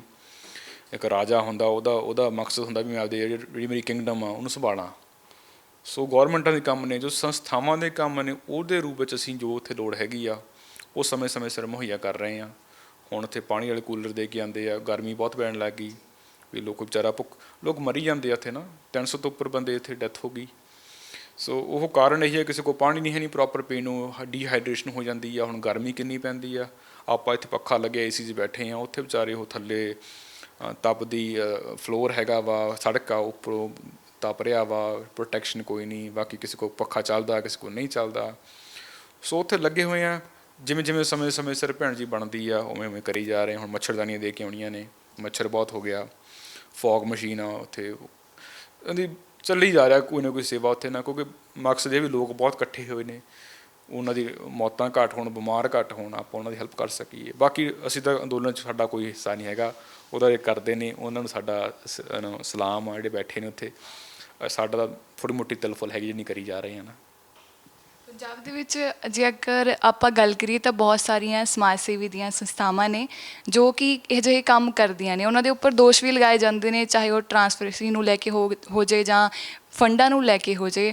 ਪਰ ਇਸ ਦੇ ਨਾਲ ਹੀ ਸਵਾਲ ਇਹ ਜੁੜਿਆ ਹੋਇਆ ਕਿ ਜਦੋਂ ਸਰਕਾਰ ਦੀ ਇਹ ਜ਼ਿੰਮੇਵਾਰੀ ਹੈ ਕਿ ਉਹ ਸਾਰੀ ਚੀਜ਼ਾਂ ਨੂੰ ਸੰਭਾਲਣ, ਸਾਰੇ ਪੰਜਾਬ ਨੂੰ ਕਹਿ ਰਹੀ ਜਾਂ ਹੋਰ ਰਾਜਾਂ ਦੇ ਵਿੱਚ ਸਾਰੇ ਲੋਕਾਂ ਦੀ ਦੇਖਭਾਲ ਕਰਨ, ਤਾਂ ਅਜਿਹੀਆਂ ਸੰਸਥਾਵਾਂ ਨੂੰ ਜ਼ਰੂਰਤ ਕੀ ਪੈਂਦੀ ਹੈ ਉੱਠ ਕੇ ਖੜਾ ਹੋਣ ਦੀ, ਲੋਕਾਂ ਦੀ ਮਦਦ ਕਰਨ ਦੀ। ਅਜਿਹੇ ਸਵਾਲ ਵੀਰ ਜੀ ਤੁਹਾਡੇ ਤੋਂ ਵੀ ਕਈ ਵਾਰ ਪੁੱਛੇ ਜਾਂਦੇ ਹੋਣਗੇ ਕਿ NGO ਚਲਾ ਰਹੇ ਹੋ, ਫੰਡਾਂ ਦੇ ਬਾਰੇ ਸਵਾਲ ਪੁੱਛੇ ਜਾਂਦੇ ਨੇ, ਹੋਰ ਜਿਹੜੇ ਸਵਾਲ ਉੱਠ ਜਾਂਦੇ ਨੇ, ਕਈ ਦੋਸ਼ ਵੀ ਲੱਗਦੇ ਨੇ। ਪਰ ਇਸ ਬਾਰੇ ਤੁਸੀਂ ਕੀ ਮੰਨਦੇ ਹੋ ਕਿ ਸਰਕਾਰ ਦੀ ਕੀ ਇਹ ਜ਼ਿੰਮੇਵਾਰੀ ਹੈ ਕਿ ਪੰਜਾਬ ਦੇ ਵਿੱਚ ਜਾਂ ਹੋਰ ਨਾ ਕਿਤੇ ਵੀ ਉਹ ਸਾਰੇ ਲੋਕਾਂ ਦੀ ਜ਼ਰੂਰਤਾਂ ਦਾ ਧਿਆਨ ਰੱਖੇ ਤੇ NGOs ਨੂੰ ਫਿਰ ਖੜਾ ਹੋਣ ਦੀ ਜ਼ਰੂਰਤ ਹੀ ਨਾ ਪਵੇ? ਸੰਸਥਾਵਾਂ ਦੀ ਆਈ ਥਿੰਕ ਬਹੁਤ ਵੱਡੀ ਲੋੜ ਆ। ਜੇ HGPC ਮੰਨ ਲਓ ਲਾ ਲਈਏ, ਸਿਰਮੌਰ ਸੰਸਥਾ ਸਿੱਖਾਂ ਦੀ, ਹਾਂ ਕੁਛ ਗਲਤੀਆਂ ਵੀ ਹੁੰਦੀਆਂ ਹੋਣਗੀਆਂ, ਮੰਨਦਾ ਮੈਂ, ਪਰ ਜੇ HGPC ਜਿਹੜੀ ਕੋਈ ਪਾਵਰ ਉਹਦੇ ਕੋਲ ਹੈਗੀ ਆ, ਜੇ ਕੱਲ੍ਹ ਨੂੰ ਕੋਈ ਇੱਥੇ ਮੂਵੀ ਬਣਦੀ ਆ ਸਿੱਖਾਂ ਦੇ ਉਲਟ ਕੁਛ ਹੋਰ ਹੁੰਦਾ ਵਾ, HGPC ਫਰਮਾਨ ਜਾਰੀ ਕਰਦੀ ਤਾਂ ਉਹ ਚੀਜ਼ ਵਾਪਸ ਹੁੰਦੀ ਆ, ਮਾਫੀ ਮੰਗਦੇ ਆ ਲੋਕ ਆ ਕੇ, ਪਾਵਰ ਆ ਨਾ। ਉਵੇਂ ਹੀ ਆਪਣੀ ਸੈਫ ਸੰਸਥਾ ਵਾ ਜਾਂ ਕੋਈ ਹੋਰ ਸੰਸਥਾਵਾਂ ਨੇ, ਹਰ ਸੰਸਥਾ ਦੇ ਵਿੱਚ ਇੱਕ ਪਾਵਰ ਹੁੰਦੀ ਆ, ਉਹ ਚੀਜ਼ ਵੱਡੇ ਤਰੀਕੇ ਨਾਲ ਕਰ ਸਕਦੀ ਆ ਜਿਹੜਾ ਆਮ ਬੰਦਾ ਨਹੀਂ ਕਰ ਸਕਦਾ। ਸੋ ਇਸ ਕਰਕੇ ਸੰਸਥਾਵਾਂ ਨੂੰ ਸਪੋਰਟ ਕਰਨਾ ਆਈ ਥਿੰਕ ਸਭ ਤੋਂ ਬੈਸਟ ਆ ਮੇਰੇ ਮੰਨਣ ਦੇ ਹਿਸਾਬ ਨਾਲ। ਜਦੋਂ ਅਸੀਂ ਸੈਫ ਸ਼ੁਰੂ ਨਹੀਂ ਕੀਤੀ ਸੀ, ਮੇਰਾ ਮੰਨਣਾ ਵੀ ਆਮ ਲੋਕਾਂ ਵਾਂਗੂ ਸੀ, ਨਹੀਂ ਵੀ ਸੰਸਥਾਵਾਂ ਨੂੰ ਪੈਸੇ ਨਾ ਦਿਓ, ਪਰ ਹੁਣ ਜਿੱਥੇ ਵੀ ਮੈਨੂੰ ਕੋਈ ਬੰਦਾ ਸੰਸਥਾ ਵਾਲਾ ਬੈਠਾ, ਮੈਂ ਉਹਦੇ ਗੱਲੇ 'ਚ ਪੈਸੇ ਪਾ ਕੇ ਜਾਂਦਾ ਵੀ ਨਹੀਂ, ਸੰਸਥਾਵਾਂ ਨੂੰ ਪੈਸੇ ਦੇਣ ਦੀ ਬਹੁਤ ਜ਼ਿਆਦਾ ਜ਼ਰੂਰਤ ਆ। ਆਮ ਲੋਕਾਂ ਨੂੰ ਪੈਸੇ ਪਲੀਜ਼ ਨਾ ਦਿਓ, ਤੁਹਾਡਾ ਆਪ ਨੁਕਸਾਨ ਹੁੰਦਾ, ਨਾਲੇ ਬੰਦਿਆਂ ਦਾ ਲਾਲਚ ਵੱਧਦਾ। ਉਹ ਮੰਨ ਲਓ ਮੈਂ ਗਰੀਬ ਹਾਂ, ਮੈਂ ਵੀਡੀਓ ਚੱਕ ਕੇ ਪਾਤੀ ਜਾਂ ਕਿਸੇ ਮੈਂ ਗੁਆਂਢੀ ਦੀ ਪਾਤੀ, ਅਕਾਊਂਟ ਨੰਬਰ ਆਪਦਾ ਦੇ ਦਿੰਦੇ, ਤੁਹਾਨੂੰ ਪਤਾ ਨਹੀਂ ਕਿਹਦੇ ਅਕਾਊਂਟ 'ਚ ਪੈਸੇ ਜਾ ਰਹੇ ਨੇ, ਕਿੱਥੇ, ਤੇ ਨਾ ਤੁਹਾਡੇ ਕੋਲ ਰਿਪੋਰਟ ਆਉਣੀ ਹੈ ਵੀ ਘਰ ਬਣਿਆ ਕਿ ਨਹੀਂ ਬਣਿਆ, ਕਿੱਥੇ ਦਾ ਬੰਦਾ, ਤੁਹਾਨੂੰ ਕੁਛ ਪਤਾ ਹੀ ਨਹੀਂ। ਤੁਸੀਂ ਅੰਨੇ ਵਾਹ ਉਹਦੇ ਇਮੋਸ਼ਨਲ ਹੋ ਕੇ, ਹੁਣ ਤੁਸੀਂ ਇੱਕ ਗੱਲ ਸੁਣਾ, ਇਮੋਸ਼ਨਲ 'ਤੇ ਮੈਨੂੰ ਚੇਤਾ ਆਇਆ, ਸੈਫ ਇੰਟਰਨੈਸ਼ਨਲ ਤੁਸੀਂ ਪੇਜ 'ਤੇ ਜਾ ਕੇ, ਫੇਸਬੁੱਕ 'ਤੇ, YouTube 'ਤੇ, ਕਿਤੇ ਵੀ ਜਾ ਕੇ, 7 ਸਾਲ ਦਾ ਰੈਕਡ ਆ, ਕਿੰਨੀਆਂ ਬੇਅੰਤ ਪੋਸਟਾਂ ਹੋਣੀਆਂ ਸਾਡੇ ਫੇਸਬੁੱਕ ਪੇਜ 'ਤੇ, ਇੱਕ ਵੀ ਪੋਸਟ ਦਿਖਾ ਦਿਓ ਜਿੱਥੇ ਬੰਦਾ ਰੋਂਦਾ ਕਰਲਾਉਂਦਾ ਸਾਡੀ ਵੀਡੀਓ ਪਾਈ ਹੋਵੇ, ਅਸੀਂ ਨਹੀਂ ਸ਼ੇਅਰ ਕਰਦੇ। ਜੇ ਉਹ ਮੈਂ ਸ਼ੇਅਰ ਕਰਨ ਲੱਗ ਜਾਂਦਾ, ਅਸੀਂ ਸ਼ਾਇਦ ਲੋਕਾਂ ਵਾਂਗੂ ਸਾਡੀ ਵੀਡੀਓ ਘੁੰਮਣ, ਸਾਡੀ ਕੋਈ ਵੀਡੀਓ ਵਾਇਰਲ ਹੁੰਦੀ ਨਹੀਂ, ਕਿਉਂਕਿ ਨਾ ਅਸੀਂ ਉਹ ਜਿਹੀ ਵੀਡੀਓ ਪਾਉਂਦੇ ਹਾਂ ਵੀ ਬੰਦਾ ਰੋਂਦਾ ਸਾਡੇ ਕੋਲ ਆਉਂਦੇ ਕੇਸ ਉਹ ਜਿਹੇ। ਹੁਣ 700 ਪਰਿਵਾਰ ਪਾਲ ਰਹੇ ਹਾਂ, ਹਰ ਪਰਿਵਾਰ 'ਚ ਡੈਥ ਹੋ ਜਾਂਦੀ ਆ, ਜੋ ਡੈਥ ਹੋ ਗਈ ਮੈਂ ਜਾ ਉੱਥੇ ਮਾਈਕ ਚੱਕ ਕੇ ਫੜ ਕੇ ਬੈਠ ਜਾਵਾਂ, ਹਾਂਜੀ ਭਾਜੀ ਬਹੁਤ ਬੁਰਾ ਹੋ ਗਿਆ ਜੀ, ਮੈਂ ਵੀ ਜਾ ਕੇ ਬੈਠ ਕੇ ਕੂਕਾਂ ਮਾਰ ਲਵਾਂ ਲੋਕਾਂ ਵਾਂਗੂ। ਉਹ ਉਹਨਾਂ ਦੀ ਡੈਥ ਹੋ ਗਈ, ਆਪਾਂ ਜਾ ਕੇ ਮਾਈਕ ਚੱਕ ਕੇ ਫੜ ਕੇ ਬੈਠ ਜਾਂਦੇ ਹਾਂ ਕੋਲ ਜਾ ਕੇ।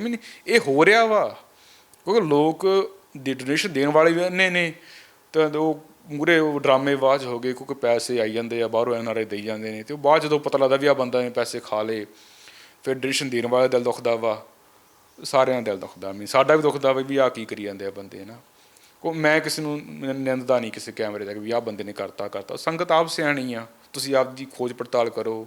ਮੈਂ ਕਹਿੰਦਾ ਸੰਸਥਾ ਨੂੰ ਦੇਣ ਤੋਂ ਪਹਿਲਾਂ 6 ਮਹੀਨੇ ਸੰਸਥਾ ਨੂੰ ਵਾਚ ਕਰੋ ਵੀ ਕੀ ਕੰਮ ਕਰ ਰਿਹਾ, ਕਿ ਤੁਹਾਡਾ ਮਾਈਂਡ ਉਹਦੇ ਨਾਲ ਮਿਲਦਾ ਵਾ।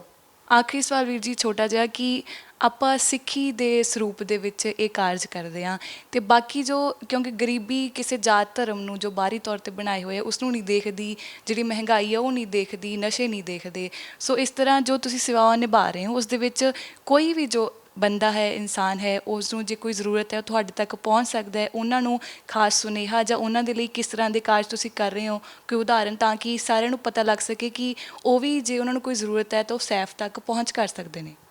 ਬਿਲਕੁਲ ਭੈਣ ਜੀ, ਕੋਈ ਵੀ ਧਰਮ ਜਾਤ ਅਸੀਂ ਨਹੀਂ ਮੰਨਦੇ ਨੇ ਗੱਲਾਂ ਨੂੰ।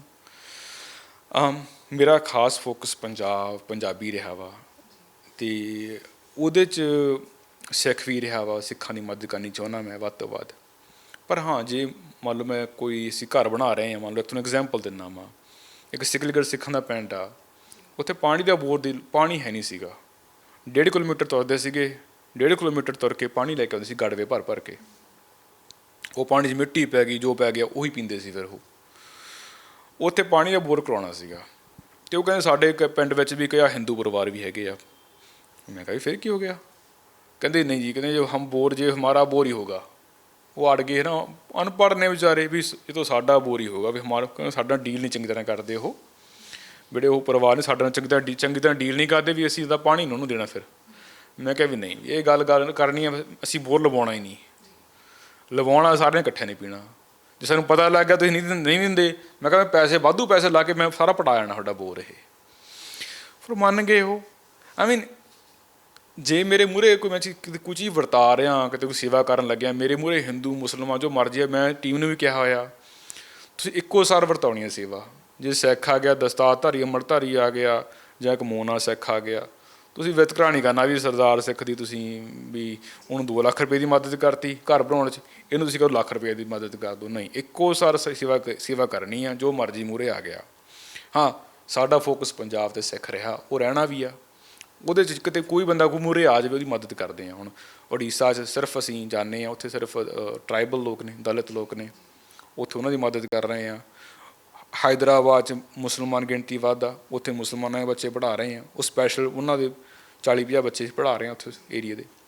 ਸੋ ਇਹ ਜਾਤ ਪਾਤ ਜੋ ਧਰਮ ਨੇ ਉਹ ਨਹੀਂ ਦੇਖਣਾ, ਆਪਾਂ ਇਹ ਦੇਖਣਾ ਵੀ ਜੋ ਸਿੱਖੀ ਦਾ ਥੋੜ੍ਹਾ ਬਾਣਾ ਵਾ, ਨਾਨਕ ਪਾਤਸ਼ਾਹ ਜੀ ਉਦਾਸੀਆਂ 'ਤੇ ਗਏ ਸੀਗੇ, ਧਰਮ ਦਾ ਪ੍ਰਚਾਰ ਹੋਇਆ ਸੀ। ਅਸੀਂ ਵੀ ਐਂ ਬਸ ਤੁਰ ਕੇ ਜਾਂਦੇ ਹਾਂ, ਅਤੇ ਜਿਹਨੇ ਦੇਖ ਲਿਆ ਵੀ ਹਾਂ ਸਿੱਖ ਮਦਦ ਕਰ ਰਹੇ, ਆਪਦਾ ਅਸੀਂ ਜ਼ਰੂਰ ਦੱਸਦੇ ਹਾਂ ਵੀ ਅਸੀਂ ਸਿੱਖ ਹਾਂ ਭਾਈ, ਸਾਡਾ ਧਰਮ ਕੀ ਕਹਿੰਦਾ, ਸਾਡੇ ਧਰਮ ਜੋ ਕਹਿੰਦਾ ਉਹਦੇ ਕਰਕੇ ਥੋੜ੍ਹੀ ਮਦਦ ਕਰਦੇ ਹਾਂ। ਕਿਉਂਕਿ ਉਹਨਾਂ ਲੋਕਾਂ ਕੋਲ ਭੈਣ ਜੀ ਗਿਆ ਹੀ ਨਹੀਂ ਕੋਈ, ਉਹ ਇਹ ਸਮਝਦੇ ਨਹੀਂ ਵੀ ਤੁਸੀਂ ਗੌਰਮੈਂਟ ਦੇ ਬੰਦੇ ਹੋ, ਸਾਨੂੰ ਐਂ ਸਮਝਣ ਲੱਗ ਜਾਂਦੇ ਆ। ਜਾਂ ਤੁਸੀਂ ਐਂ ਮਦਦ ਕਿਵੇਂ ਕਰ ਦੋਗੇ, ਵੀ ਤੁਸੀਂ ਕਿਵੇਂ ਕਰ ਦੋਗੇ, ਉਹਨਾਂ ਨੂੰ ਬਲੀਵ ਹੀ ਨਹੀਂ ਹੁੰਦਾ ਵੀ ਕੋਈ ਆ ਕੇ ਐਂ ਬੰਦਾ ਹੈਲਪ ਕਰ ਸਕਦਾ। ਖਾਸ ਕਰ ਉੜੀਸਾ, ਉਹ ਉੱਥੇ ਜਿੱਥੇ ਅਸੀਂ ਗਏ ਹਾਂ ਆਦੀਵਾਸੀਆਂ 'ਚ, ਉਹ ਮੰਨੇ ਨਹੀਂ ਗਏ, ਤੁਸੀਂ ਕਹਿੰਦੇ ਹੋ ਨਹੀਂ ਸਕਦੇ। ਸਾਡਾ ਜਿਹੜਾ ਟਰਾਂਸਲੇਟਰ ਬੰਦਾ ਹੁੰਦਾ ਉਹ ਸਮਝਾਉਂਦਾ ਵੀ ਨਹੀਂ ਵਾਕਈ ਇਹਨਾਂ ਦਾ ਧਰਮ ਕਹਿੰਦਾ ਵਾ, ਧਰਮ ਵਾਸਤੇ ਅਸੀਂ ਆਏ ਨੇ। ਪਰ ਸਿਰਫ ਧਰਮ ਦੀ ਗੱਲ ਵੀ ਕਰਨੀ ਹੁੰਦੀ ਆ ਨਾ, ਬਣਦੀ ਆ ਵੀ ਨਹੀਂ ਸਾਡਾ ਧਰਮ ਕੀ ਕਹਿ ਰਿਹਾ, ਆਹ ਤੁਹਾਡੇ ਧਰਮ ਦੇ ਅਸੂਲ ਨੇ, ਪਰ ਤੁਸੀਂ ਆਪਦੇ ਧਰਮ 'ਚ ਮੰਨੋ ਜੋ ਤੁਹਾਡਾ ਧਰਮ ਕਹਿੰਦਾ ਵਾ। ਤੁਸੀਂ ਐਂ ਕੋਈ ਕੀਤਾ ਹੈ ਵਾ, ਤੁਸੀਂ ਧਰਮ ਮੰਨੋ। ਅਸੀਂ ਉਹਨਾਂ ਨੂੰ ਆਪਦੇ ਕੌਨਸੈਪਟ ਵੀ ਦੇ ਕੇ ਆਉਂਦੇ ਹਾਂ ਨਾ। ਸੋ ਇਸ ਤਰੀਕੇ ਨਾਲ ਚੱਲੀ ਜਾ ਰਿਹਾ ਭੈਣ ਜੀ। ਬਹੁਤ ਬਹੁਤ ਧੰਨਵਾਦ ਵੀਰ ਜੀ, ਇੰਨਾ ਕੀਮਤੀ ਸਮਾਂ ਸਾਡੇ ਨਾਲ ਸਾਂਝਾ ਕਰਨ ਦੇ ਲਈ। ਸੋ ਆਪਾਂ ਆਖਿਰ 'ਤੇ ਇਹੀ ਆਖ ਸਕਦੇ ਹਾਂ ਕਿ ਜੋ ਸਮਾਜ ਸੇਵੀ ਸੰਸਥਾਵਾਂ ਨੇ ਉਹਨਾਂ ਦੁਆਰਾ ਕਾਰਜ ਆਪਣੇ ਤੌਰ 'ਤੇ ਬਹੁਤ ਵਧੀਆ ਕੀਤੇ ਜਾ ਰਹੇ ਨੇ, ਚਾਹੇ ਉਹ ਖਾਲਸਾ ਏਡ ਲਾ ਲਈਏ, ਇੱਥੇ ਪੰਜਾਬ ਦੇ ਵਿੱਚ ਵੀ ਬਹੁਤ ਸਾਰੀਆਂ ਸੰਸਥਾਵਾਂ ਨੇ ਜੋ ਪੰਜਾਬ ਦੇ ਵਿੱਚੋਂ ਹੀ ਆਪਣੀ ਕਿਰਤ ਕਮਾਈ ਵਿੱਚੋਂ ਲੋਕਾਂ ਦੀ ਮਦਦ ਕਰ ਰਹੀਆਂ ਨੇ। ਪਰ ਇਹਨਾਂ ਮਦਦ ਦੀ ਜਿਹੜੀ ਅਸਲ ਦੇ ਵਿੱਚ ਫਰਕ ਪੰਜਾਬ ਦੀ ਅਸਲ ਸਥਿਤੀ ਵਿੱਚ ਤਦ ਹੀ ਪਵੇਗਾ ਜਦ ਆਮ ਲੋਕ ਇਹਨਾਂ ਦੇ ਨਾਲ ਜੁੜਨਗੇ। ਇਸ ਤੋਂ ਇਲਾਵਾ ਆਪਣੇ ਤੌਰ 'ਤੇ ਉਹ ਅਜਿਹੇ ਕਾਰਜ ਸ਼ੁਰੂ ਕਰਨਗੇ, ਜਿਵੇਂ ਕਿ ਗੁਰੂ ਪਾਤਸ਼ਾਹ ਜੀ ਨੇ ਸ਼ੁਰੂ ਕੀਤਾ ਸੀ ਕਿ ਆਪਣੇ ਗੁਆਂਢੀ ਨੂੰ ਵੀ ਰਾਤ ਨੂੰ ਪਹਿਲਾਂ ਇਹ ਦੇਖੋ ਕਿ ਉਸਨੇ ਖਾਣਾ ਖਾਧਾ ਹੈ ਜਾਂ ਨਹੀਂ। ਜੇਕਰ ਅਸੀਂ ਆਸ-ਪਾਸ ਦੇ ਲੋਕਾਂ ਦੀ ਇਸ ਤਰ੍ਹਾਂ ਮਦਦ ਕਰਨੀ ਸ਼ੁਰੂ ਕਰ ਦਈਏ ਤਾਂ ਅਜਿਹੀਆਂ ਮੁਸ਼ਕਿਲਾਂ ਜੋ ਪੰਜਾਬ ਨੂੰ ਅੱਜ ਦੇਖਣੀਆਂ ਪੈ ਰਹੀਆਂ, ਸ਼ਾਇਦ ਉਹ ਇੰਨੀਆਂ ਨਾ ਦੇਖਣੀਆਂ ਪੈਣ। ਸੋ ਅੱਜ ਦੀ ਇਸ ਖਾਸ ਮੁਲਾਕਾਤ ਨੂੰ ਇੱਥੇ ਹੀ ਸਮਾਪਤ ਕਰਦੇ ਹਾਂ। ਤੁਹਾਡਾ ਬਹੁਤ ਬਹੁਤ ਧੰਨਵਾਦ। ਵਾਹਿਗੁਰੂ ਜੀ ਕਾ ਖਾਲਸਾ, ਵਾਹਿਗੁਰੂ ਜੀ ਕੀ ਫਤਿਹ।